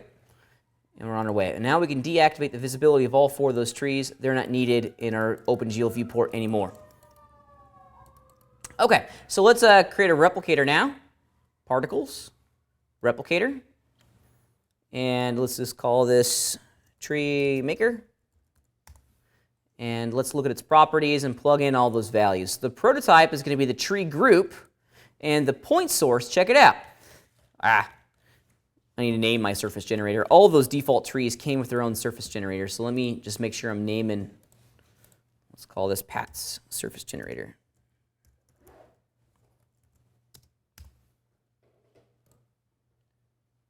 Tree maker, then we go back to our point source, find mine, there it is. Wait, it's thinking about it, it's thinking about it, it's thinking about it. Boom, nothing but trees, man. Okay, that's maybe a little too many trees. I got a lot of trees. All right, so let's go back to my shader tree here real fast and maybe rein this in a little bit because clearly this is like going, whoa. Let's go back to the surface generator, and all these properties down here are determining how many trees and where these trees are being placed inside of our scene. So we have way too many trees, and I mean way, way, way too many trees, and they're the wrong size. Well, we can change their size pretty quickly by the scale factor. You saw earlier when I inserted the prototypes into my 3-dimensional scene, they were gigantic. They were bigger than our skyscrapers. So if I bring this down to like 10%, and let's change how many particles that the computer is going to make. This is the limit. So the limit is what? 100,000? No, I don't want 100,000 trees. I want 10 trees. So it will be a generally sparse forest. But there it is. There's my sparse forest. There's 5 trees, all on the back of my mountain. There they are. Fantastic. Let's look at it in OpenGL. Yeah. So in this viewport, I'm going to just do the selected replicators. Oh, yay, there's my trees. They're chilling. Oh, I forgot to select my replicator. Tree maker, select it. Hey, there are my trees. Okay, looking good. Okay, some are big, some are small. I like that. That's kind of neat. That's kind of neat. But this isn't really, the level of control that I was kind of hoping for. Okay, yeah, it's working. Looks pretty amazing. But let's look at some of the other features inside of our surface generator to define how we can continue to control the placement of these trees programmatically along our surface. The first thing is they look a little close, do they not? Yeah, they look a little close. So let's go into the parameters and maybe change that. One of the parameters that we have access to in our surface generator, let's go to texture layers, is the average spacing. Now this is the distance between all of our trees, okay? So right now, the average distance between all these trees is 100 millimeters. If I wanted to spread them out, what would I have to do? Could do feet, but increase the size. So let's make it like 300 millimeters to space them all out. See what we get. And yeah, now they're spaced out. Remember, this is randomly being generated, okay? So some are closer than others, and we want that, especially with organic objects like this, okay?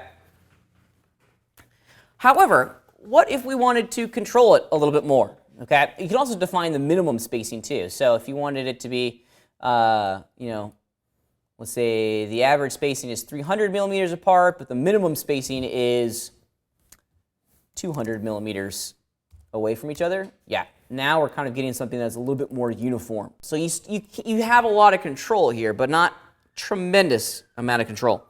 Okay, what if, you know, I want to have a forest full of trees here, okay? However, not exactly what I was looking for. You know, maybe I want to have just trees down here in the front, and I just want to be able to control accurately where I can place all of these trees quickly within my scene. Surface generators work in tandem with weight maps. Weight maps are awesome in Modo. You hated weight maps when we were rigging, right? Every single one of you bitched and moaned about weight maps because it was just like, I don't get it, I hate it. But weight maps are awesome, right? Because as we learned last week when we were talking about soft body dynamics, we can use weight maps to define which part of our areas are going to be pinned and influenced by the rigid body solver, right? Well, this week we can use weight maps to determine where all of our trees and these surface generated particles are going to show up, okay? Check it out. This is kind of neat, actually. I'm going to create a new weight map. I'm going to create a new weight map for my ground, okay? So I'm going to select my ground, and in my item list, check it out. We have this weight map section. Here it is. I'm going to create a new weight map, and I'm going to call this, I don't know, tree placement, okay? And it needs to be a weight map. There we go. I have it selected within my scene. And let's go to the Setup tab, because then I'll get access to all of my weighting tools quickly, okay? And let me make sure I got my list selected. There it is. I want to change my OpenGL viewport to shade a vertex map. There we go. And so right now we're seeing the weight map, the tree placement weight map applied to our scene. And if I grab my weighting tools and using the exact same weighting tools that we were working with before, we can interactively paint where I want my surface generated particles to show up. So let's just kind of remember what we're doing here. We're not determining where the trees are being placed. We're determining where the particles are going to be generated, and in turn, the trees are going to be placed where the particles are. So what we're modulating here is the location of all the particles. So I'm just going to grab the paint tool, and maybe I want some trees over in here. Cool. Maybe I want to have a snappy little pass here for whatever reason. Want some trees over there. If I had more polygons, I could like write my name in the mountain. That'd be fun. Change the size of my brush. Cool. All right, that's good enough. Okay. Coolio. So there's my weight map. I've just defined through a weight map where I want all of my surface particles to be generated, and in turn, I'm going to have trees only in the red areas. So how do we hook in this weight map to work with our surface generator? We need to add one more thing into the mix. Check it out. It's pretty rad. Go back to shading. In our shader tree, add layer. This time, we're going to add, and I can remember where it is. Aha, under processing, weight map texture. This is cool. So we'll do weight map texture. It's going to show up in our material group. If we analyze the properties of it, I just want to make sure that the correct weight map is loaded into this menu down here. For the most part, you can leave the defaults as is. And now, when I go back to my surface generator, let's see. Oh, my fault. I forgot to change something. I don't want the weight map to influence the diffuse color value of my ground. That's my fault. I want to change the effect to surface particle generation, surface generator density. Cool. Now, yay! I have 5 trees inside my red area. Let's go back to my surface generator and increase the particle ceiling to 1,000. Now I get to control where all my trees go. Pretty cool, huh? And I can continue to work with this weight map after the fact, too. This is a live environment. environment. Maybe I decide, or my art director says, Pat, this is awesome, but I don't want trees down over here. Instead of having to go in and say, okay, give me an hour, I need to go delete some stuff. I can go, don't go anywhere, let's do this together. Okay, because now I can just go back into my weighting tools, just make sure the correct weight map is selected on my ground plane. There it is. Cool. And I can paint the opposite value. Let's paint negative. Oh, I can just hold down, I think, what is the control key? Yeah, you can see it updating as I take away values.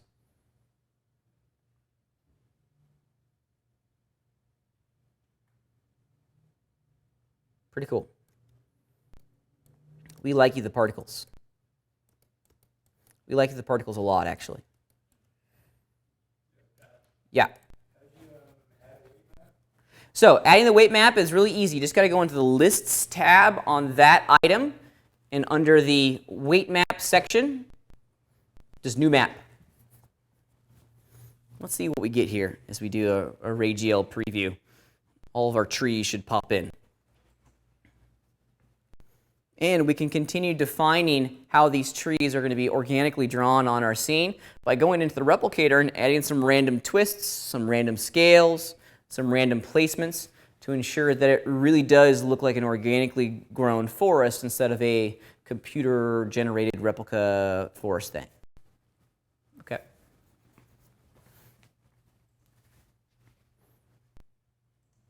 My little iMac and our live stream is probably not thanking me for doing this, so I'll just turn it off. Okay. So Austin, did you figure it out? Did you get it? Yeah, awesome. It's a really, really neat system. I like working with replicators a lot. I think you're going to find them extraordinarily entertaining. Okay. So one of the things that I wanted us to do, and we have a little bit of time to do, we've got about 25 minutes. I have a little exercise for you guys that I would like us to get our hands dirty a little bit. I brought a project file with me that allows us to play around with replicators and these weight maps interactively. I'm going to blast a project file to all of your machines. Okay.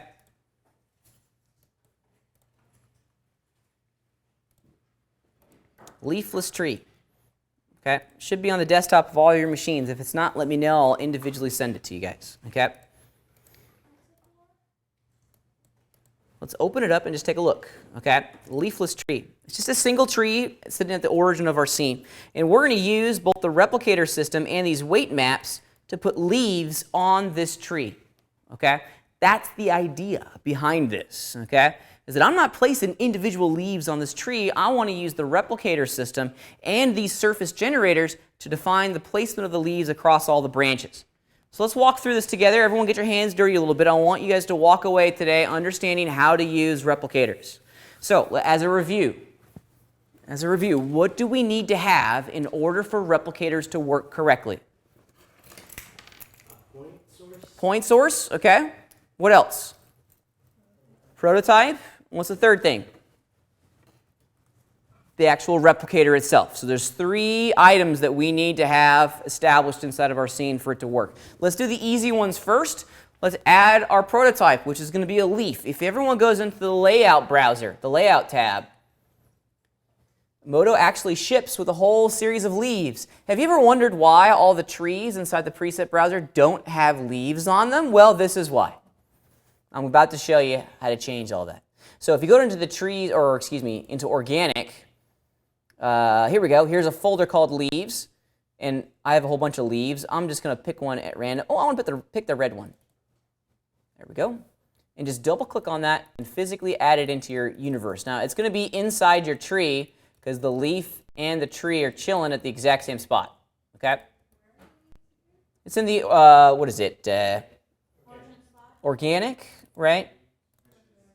Or yeah, the mesh library, meshes, and then inside of here, organic, leaves. Did everyone find that? I got it. Good? Good. Let's see where you are, Jessica. Ah, you're in materials on meshes. Yeah. So that's going to be your prototype. Add that leaf into the scene. Okay? So that's number 1 done. Number 2 is the actual replicator itself. So let's go add item. particles, replicator, Where? Where's that item? in the item list.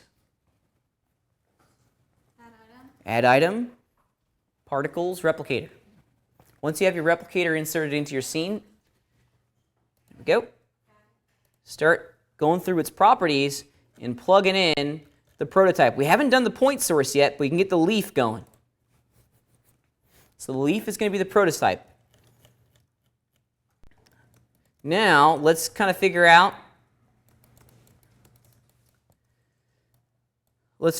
the point source for this bad boy. Okay? What's going to draw points across the surface of my mesh? Vertices, but we don't have any vertices. So what's going to automatically generate some vertices for me along the surface of my mesh? That's one option. Yeah. And in conjunction, we need to generate a surface generator. Okay? Surface generator, a surface particle generator. Okay? That way, the computer's automatically going to create particles that are glued to the surface of my tree. To do this, let's go grab our tree, throw it into a material if it's not our, no, I'm sorry, I gave you guys the material already. So if you go to your shader tree, you can see that I've got tree no leaves 2. Here's the actual material, and go into trunk bark, okay? Trunk bark. It's in there. Keep cruising down that hierarchy. We're in the shader tree now. I see it. Got it? Okay, great. And then add a surface generator. So add layer. You want it just only be on the trunk part? Yep. Yep. Add layer. Special. Surface generator. All right. And there are bazillions of invisible dots flowing across the surface of your geometry. Okay? So what do we need to do now? I want to see my leaves show up on my tree. What's the final step in our replicator? We got to load in and assign that point source, right? To the surface generator. There we go.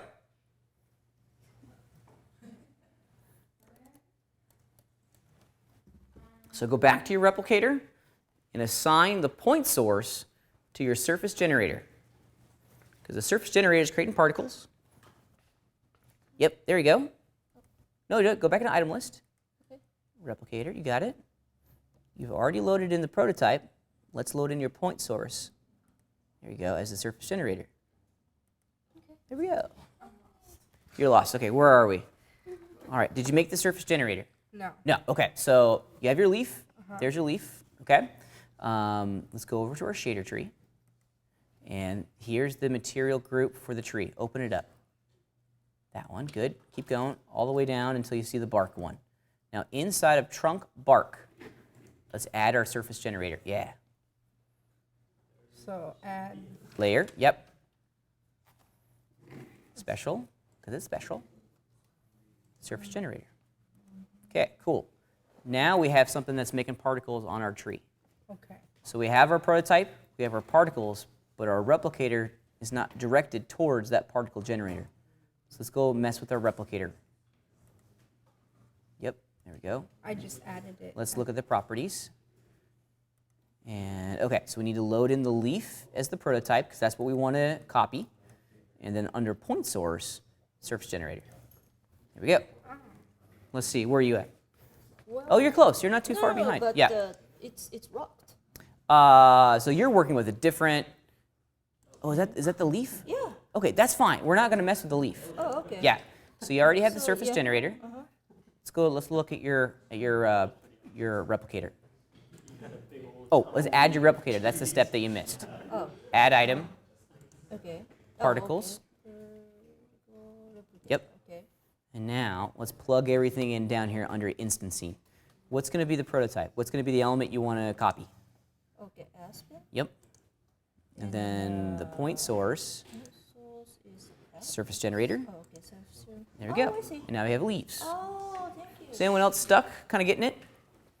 Kind of getting it? Okay. So the challenge is this is a tree, not a bush. Okay.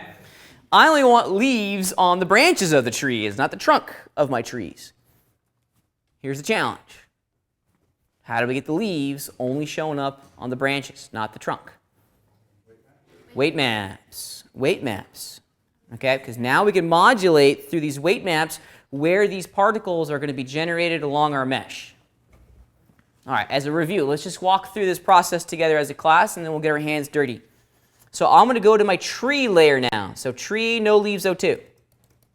And on that layer, I'm going to go to my lists tab. And under the weight map section of lists, I want to add a new one. New map. And I'll just call this, oh, I don't know, leaf placement. And just make sure that it's a weight map. Okay? So you go to lists. And then under the weight map section of lists, there's this at the bottom there, it says new map. What's it called? What do you recommend calling it? I just called leaf placement, but you can call it whatever you want. Okay, so now we've made an empty map. How do we work with that empty map? Setup, yeah, go to your setup. This is, now we're kind of paint weighting like we did when we were character rigging.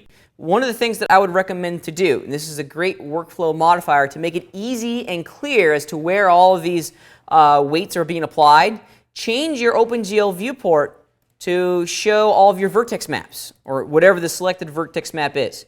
And hide your replicator, that way you can see your object. Okay? Say again? So I'm in the Setup tab.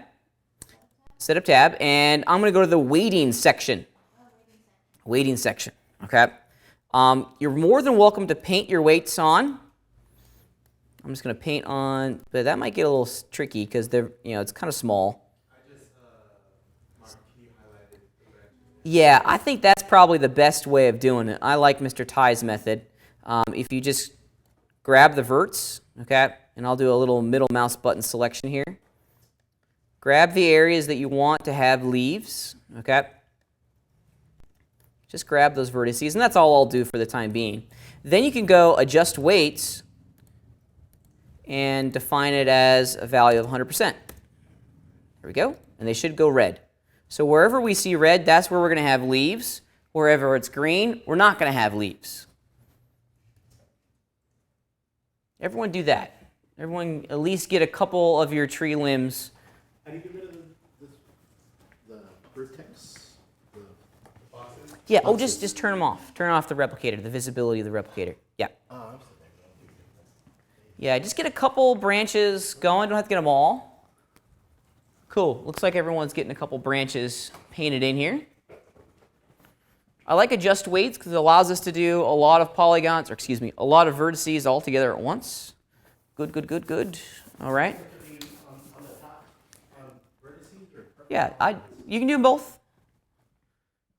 A polygon's created through at least 3 vertices, so you'll still change the weight that's associated with those vertices. Okay. Tool properties, yeah. So I did adjust weights, and then I went to my tool properties, and I hit 100. FYI, when you're using that adjust weights tool, you can also left click and drag in your viewport, and it will interactively change the weight that's being assigned to those vertices. And Greg, you don't necessarily have to do this in setup mode, FYI. Okay. All right. So we have our weight map. Let's kind of tap into that weight map now. We have to tell the surface generator to only look at the weight map to determine where these particles are going to be generated, right? So what did I add last time to focus our surface generator on creating particles at the location of all these weights? Weight map texture. So we got to select our material group back in the shader tree. Add layer. Processing weight map texture. And I apologize for it getting a little cut off there on the right. Weight map texture. This is going to allow us to load in our weight map into the surface generation system. So we'll do weight map texture. Boom, there it is. And the only thing that you just want to double check in your weight map texture is to just ensure that the correct vertex map is loaded down here. And then the last step is to go over here to the effect column on your weight map texture row, and then right-click on it to change the effect of this element. And we're going to change it to surface particle generation, surface generator density. And if you look carefully here at the other options, you can already start to get a little bit of foreshadowing as the other applications of these weight maps inside of our scene. We can use these weight maps to determine the direction. We can also determine the size of our particles based on these weight maps. I'm still on the weight map texture. How do you add that? So I went to Add Layer, Add layer. Processing. I think it's Processing. I take that back. It might not be Processing. Processing, weight map texture. No. We're in the shader tree. Yeah. Okay, so you're close. Add layer. Processing. Weight map texture. Yes, good. Now, right-click on diffuse color, and then we want to change its parameters to surface particle generation, density. Good. And now we're only generating particles where we applied those weight values. How come your leaves, my leaves are not showing? They are, but they're only showing in the areas that are red. So where are they actually? If you go to the preview window and go into render, there they are. Totally lost. Okay, So, let's see. What do you have? Did you make the weight map? Yes. Well, replicator. And shading. So you have the surface generator, rock and roll. This is working perfectly. Okay. Now we need to modulate where the particles are going to be drawn based on that weight map. Okay. We do that by going Add Layer, Okay. Processing, A process. Weight Map Texture. Okay. Okay, now check it out. We're kind of tapping into the weights that you created a step ago. Right. Okay. I'm totally lost in the how to create the weight. Oh, I'm sorry. So, Okay. Yeah. So Yep. like this and Like then I do adjust weights. adjust weight. Adjust weights. And then go to Tool properties. And then which one? 100%. 100%. 100%. Okay. There you go. And now, And, oops. Now they've all gone red. Drop your tool. Okay. So X will. Doesn't matter for that. Oh, okay. Yeah, we're just assigning a value to a vertice. So drop tool. Drop your tool. Okay. And now they're red. Oh, okay. And then that's it. That's it. Okay, so we have one more step. We got to change the effect from Okay. diffuse color Okay. to surface particle generation, density. Oh, I see. And now the particles are only going to be drawn where there's a weight associated with it. Okay? Pretty cool, huh? Let's go on the replicator. Let's just double check your settings. Can you go to, do me a favor, click on leaf 1, and then go back to replicator. Okay? So let's go to your shader tree. Do a weight map texture for me. Now let's actually let's look at your weight map. Let's go to the setup. Yeah, you don't have any weights associated with your weight map. Let's make a new map. New map, leaf placement. That's fine. Now actually, do me a favor. Go to items. Let's see what's selected. Can you select tree, no leaves too? Yeah. Okay, great. Now we have the weight map. Let's select some vertices. Awesome. Just weights. Perfect. Now in your tool properties, up, second tab there, right there. Assign it to a value of 100%. That's good. That's fine. That's fine. See how they go red? Drop your tool. There you go. Now let's go back to our shader tree and see what's going on. I think it's already working. Let's go into properties. Go. Leaf placement. So, yeah, look. And now we're only generating leaves where we have red. It's working. So how do you edit the weight map if you wanted to add And more there's your leaves? leaves. If you wanted to add more leaves, so great question. Let me just catch up with you guys for a second, and then I'll let you guys get out of here. Oops.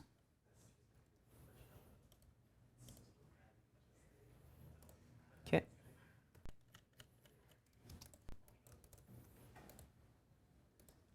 All right.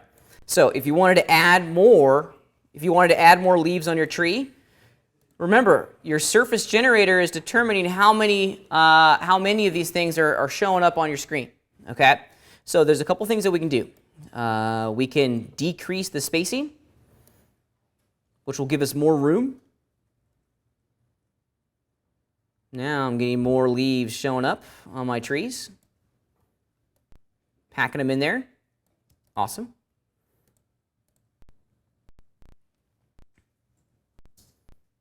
Awesome. Let's go to render real fast. Cool. Packing them in there. Excellent job. Also, keep in mind that you get to control the replicator still. So if you wanted some leaves to be bigger or smaller, you can still do that at the replicator level. So if you wanted to rotate them, randomly around the y-axis, you can. You can also give them some random scale. So now you have some big leaves, some small leaves. You can still control the organic placement of these replicas across your tree through the replicator properties. Yes, ma'am. Can I, well, after done this whole, say steps, can I still add the weight maps, say area? Absolutely. It's a live system. We've set up the structure for our system, but if we wanted to go back in and continue to edit it, we're allowed to do that. So if I went back to the Setup tab, let me turn off RayGL. Maybe on my tree here, let me grab my tree. Okay, and let's turn on my vertex map. There it is. I can see my vertex map. Maybe I want to have some leaves show up over here. Well, I can just add some additional weight. Boom. Oops, excuse me. Had a weight of 0. I'm not going to get any leaves that way. Might help if I also selected some vertices, Pat. You can always go in after the fact and add more in. Or take them away. It gives us a nice little system here to control where these replicators are being created within our scene. Yes, sir.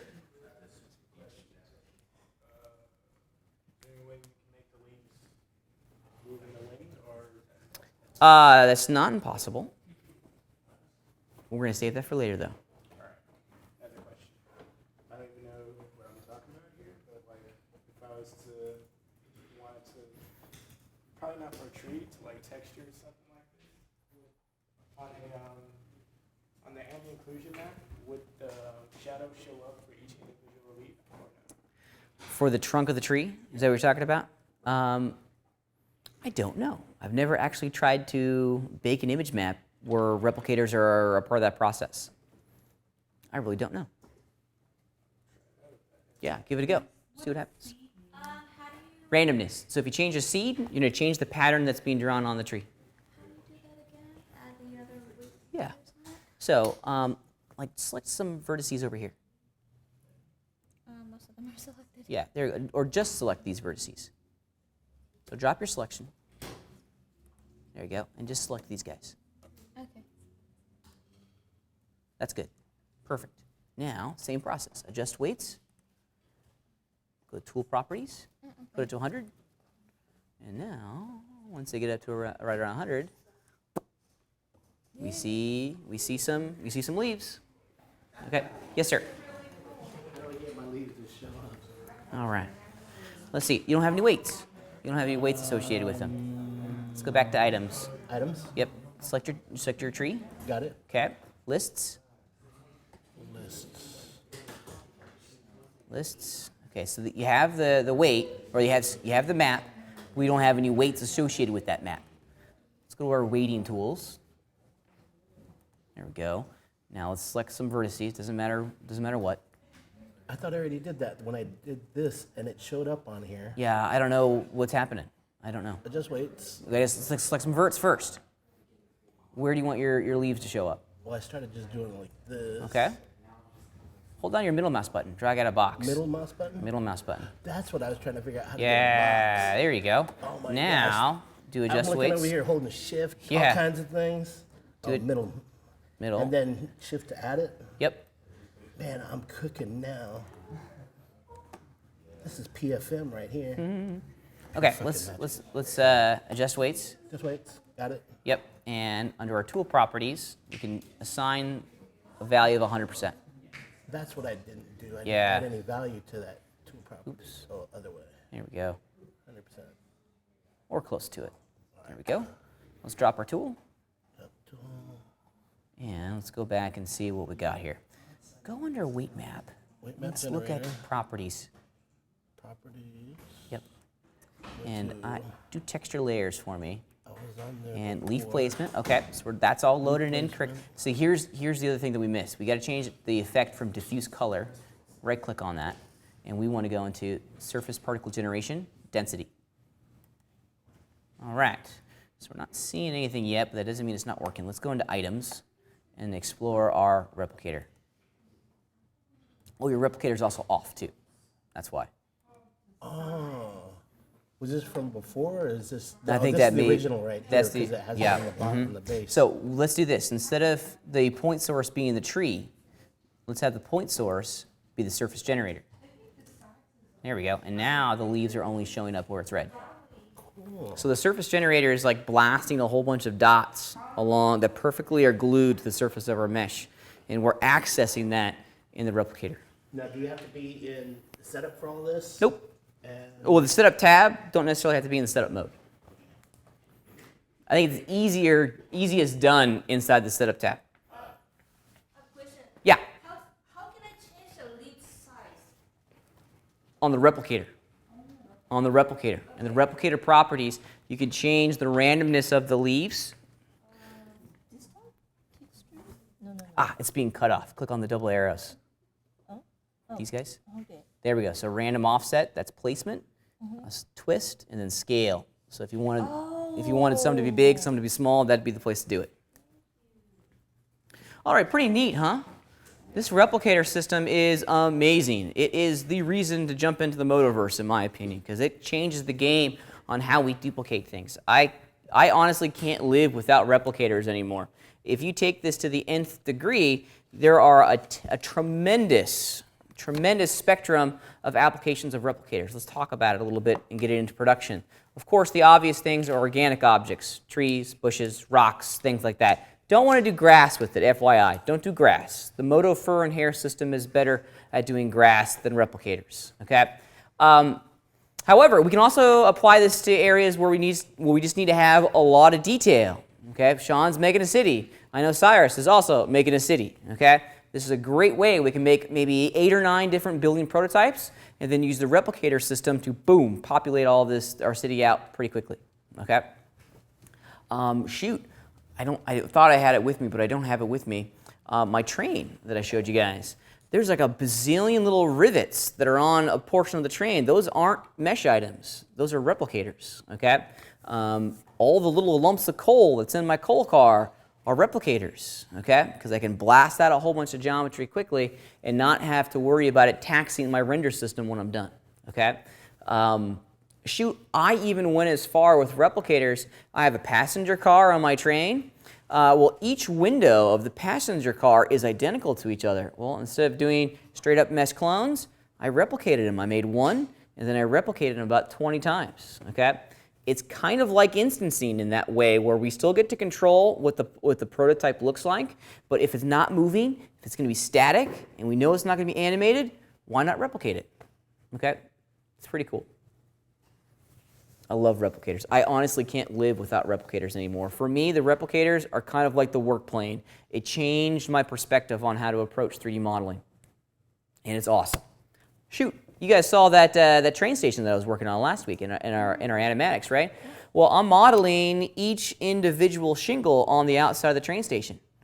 Replicas. Those were all replicas. They weren't traditional instances or mesh items. Those were replicas, okay? Allows you to add a lot of detail without having to really weigh down your scene. Okay. Pretty cool, huh? Pretty cool. I like replicators. We're going to build on this idea next week. This week I wanted to just kind of lay the foundation on how we set up this entire replicator system. Next week we're going to put this into motion and start talking about particle emitters. Okay, and it's really rad. Because particle emitters are our way of making fire hoses, if you will, of nothing but particles coming out the front. And these particles are going to be moving.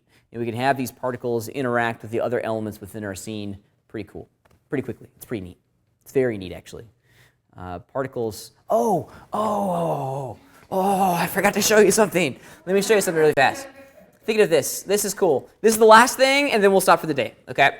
This is a shading thing, because, well, technically I got 12 minutes still. So I'm going to take my time. No, I'm joking. I'm not going to take my time. Okay. However, let me show you one final thing, and this is actually kind of neat. Since we're working with these, so let me make a new scene file just to simplify it. Since we're working with these replicators, the particle system is kind of taken over. Okay, so there's my little box. Okay. Shoot, let's do it one step further. I have a better idea. This is something that Mr. Ty brought up earlier. He said he wanted a city full of cars. Let's do this. Okay. I know inside of my mesh preset library here in good old Modo, there is a fantastic, oops, I hit the wrong button, fantastic car. Okay, let me go into layout and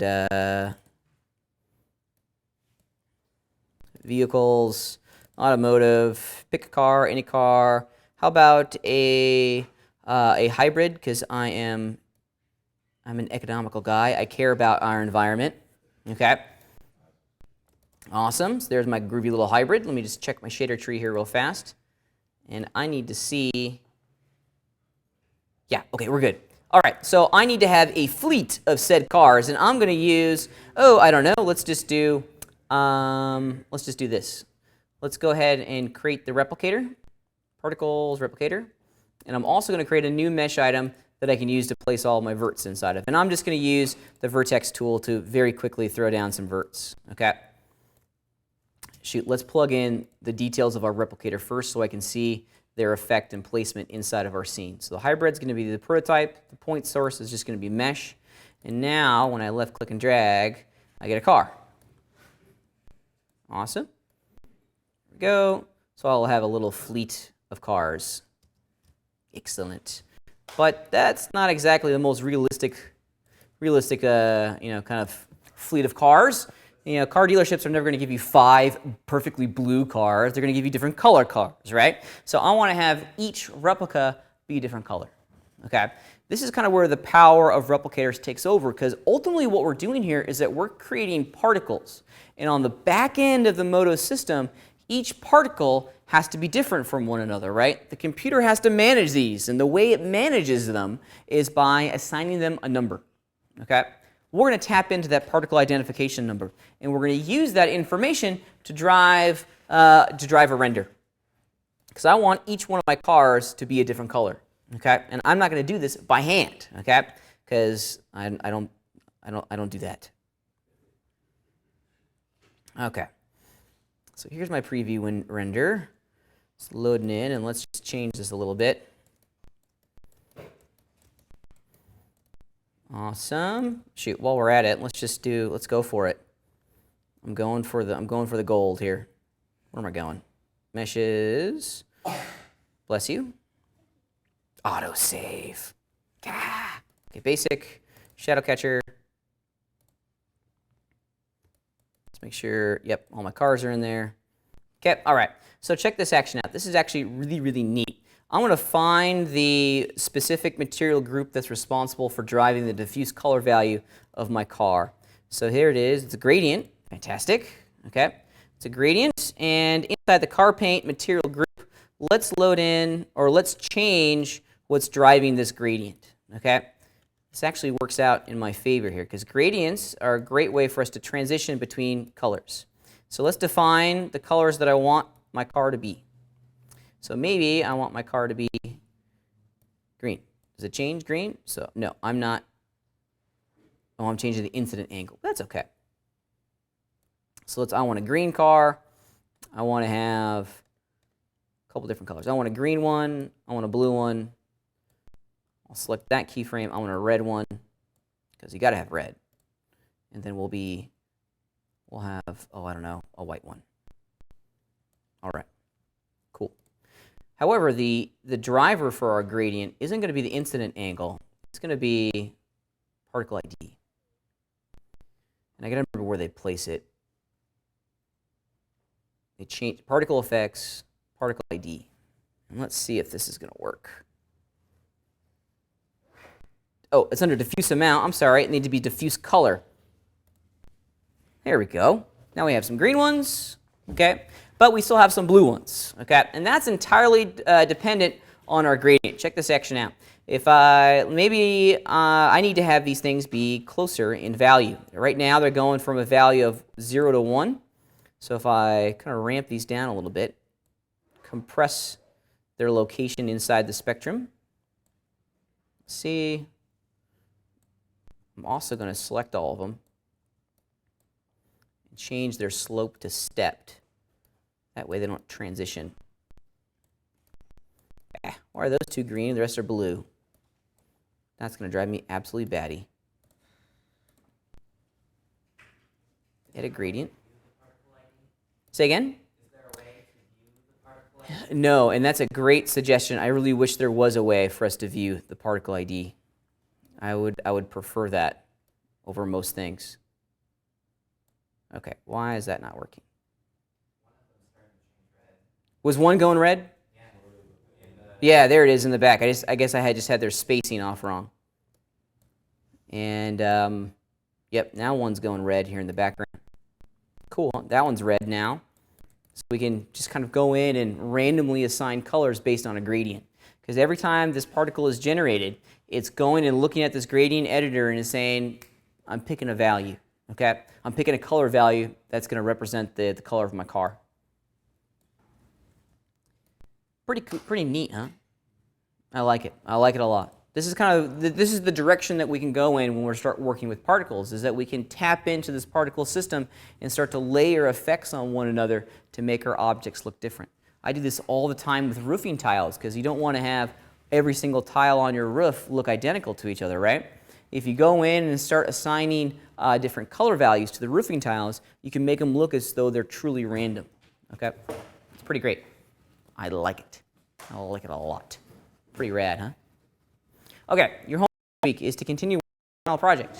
Okay, you guys have a tremendous amount of work in front of you. Okay, please work quickly. Okay, you need to wrap up your animation this week if possible. Okay, you can't skip this stage. A lot of folks, I know what you're thinking. You're saying, "Oh, I'm just going to and I'll just start making it." It's not going to work. Fundamentally, it's not going to work. How are you going to know what to animate if you don't even know what the overall story is going to be yet? Okay? How are you going to know what to model if you don't even know what the overall story is going to be? So you have to make an animatic. You got to do it. It's the process that we participate in. For those of you that are animatics or are in a really good point, start modeling assets. Okay? Start. Okay. I just need your question. Yeah. All right. We'll see you next week, guys. Good luck. Yeah, let me turn off my stuff. I'll give you a hand, okay?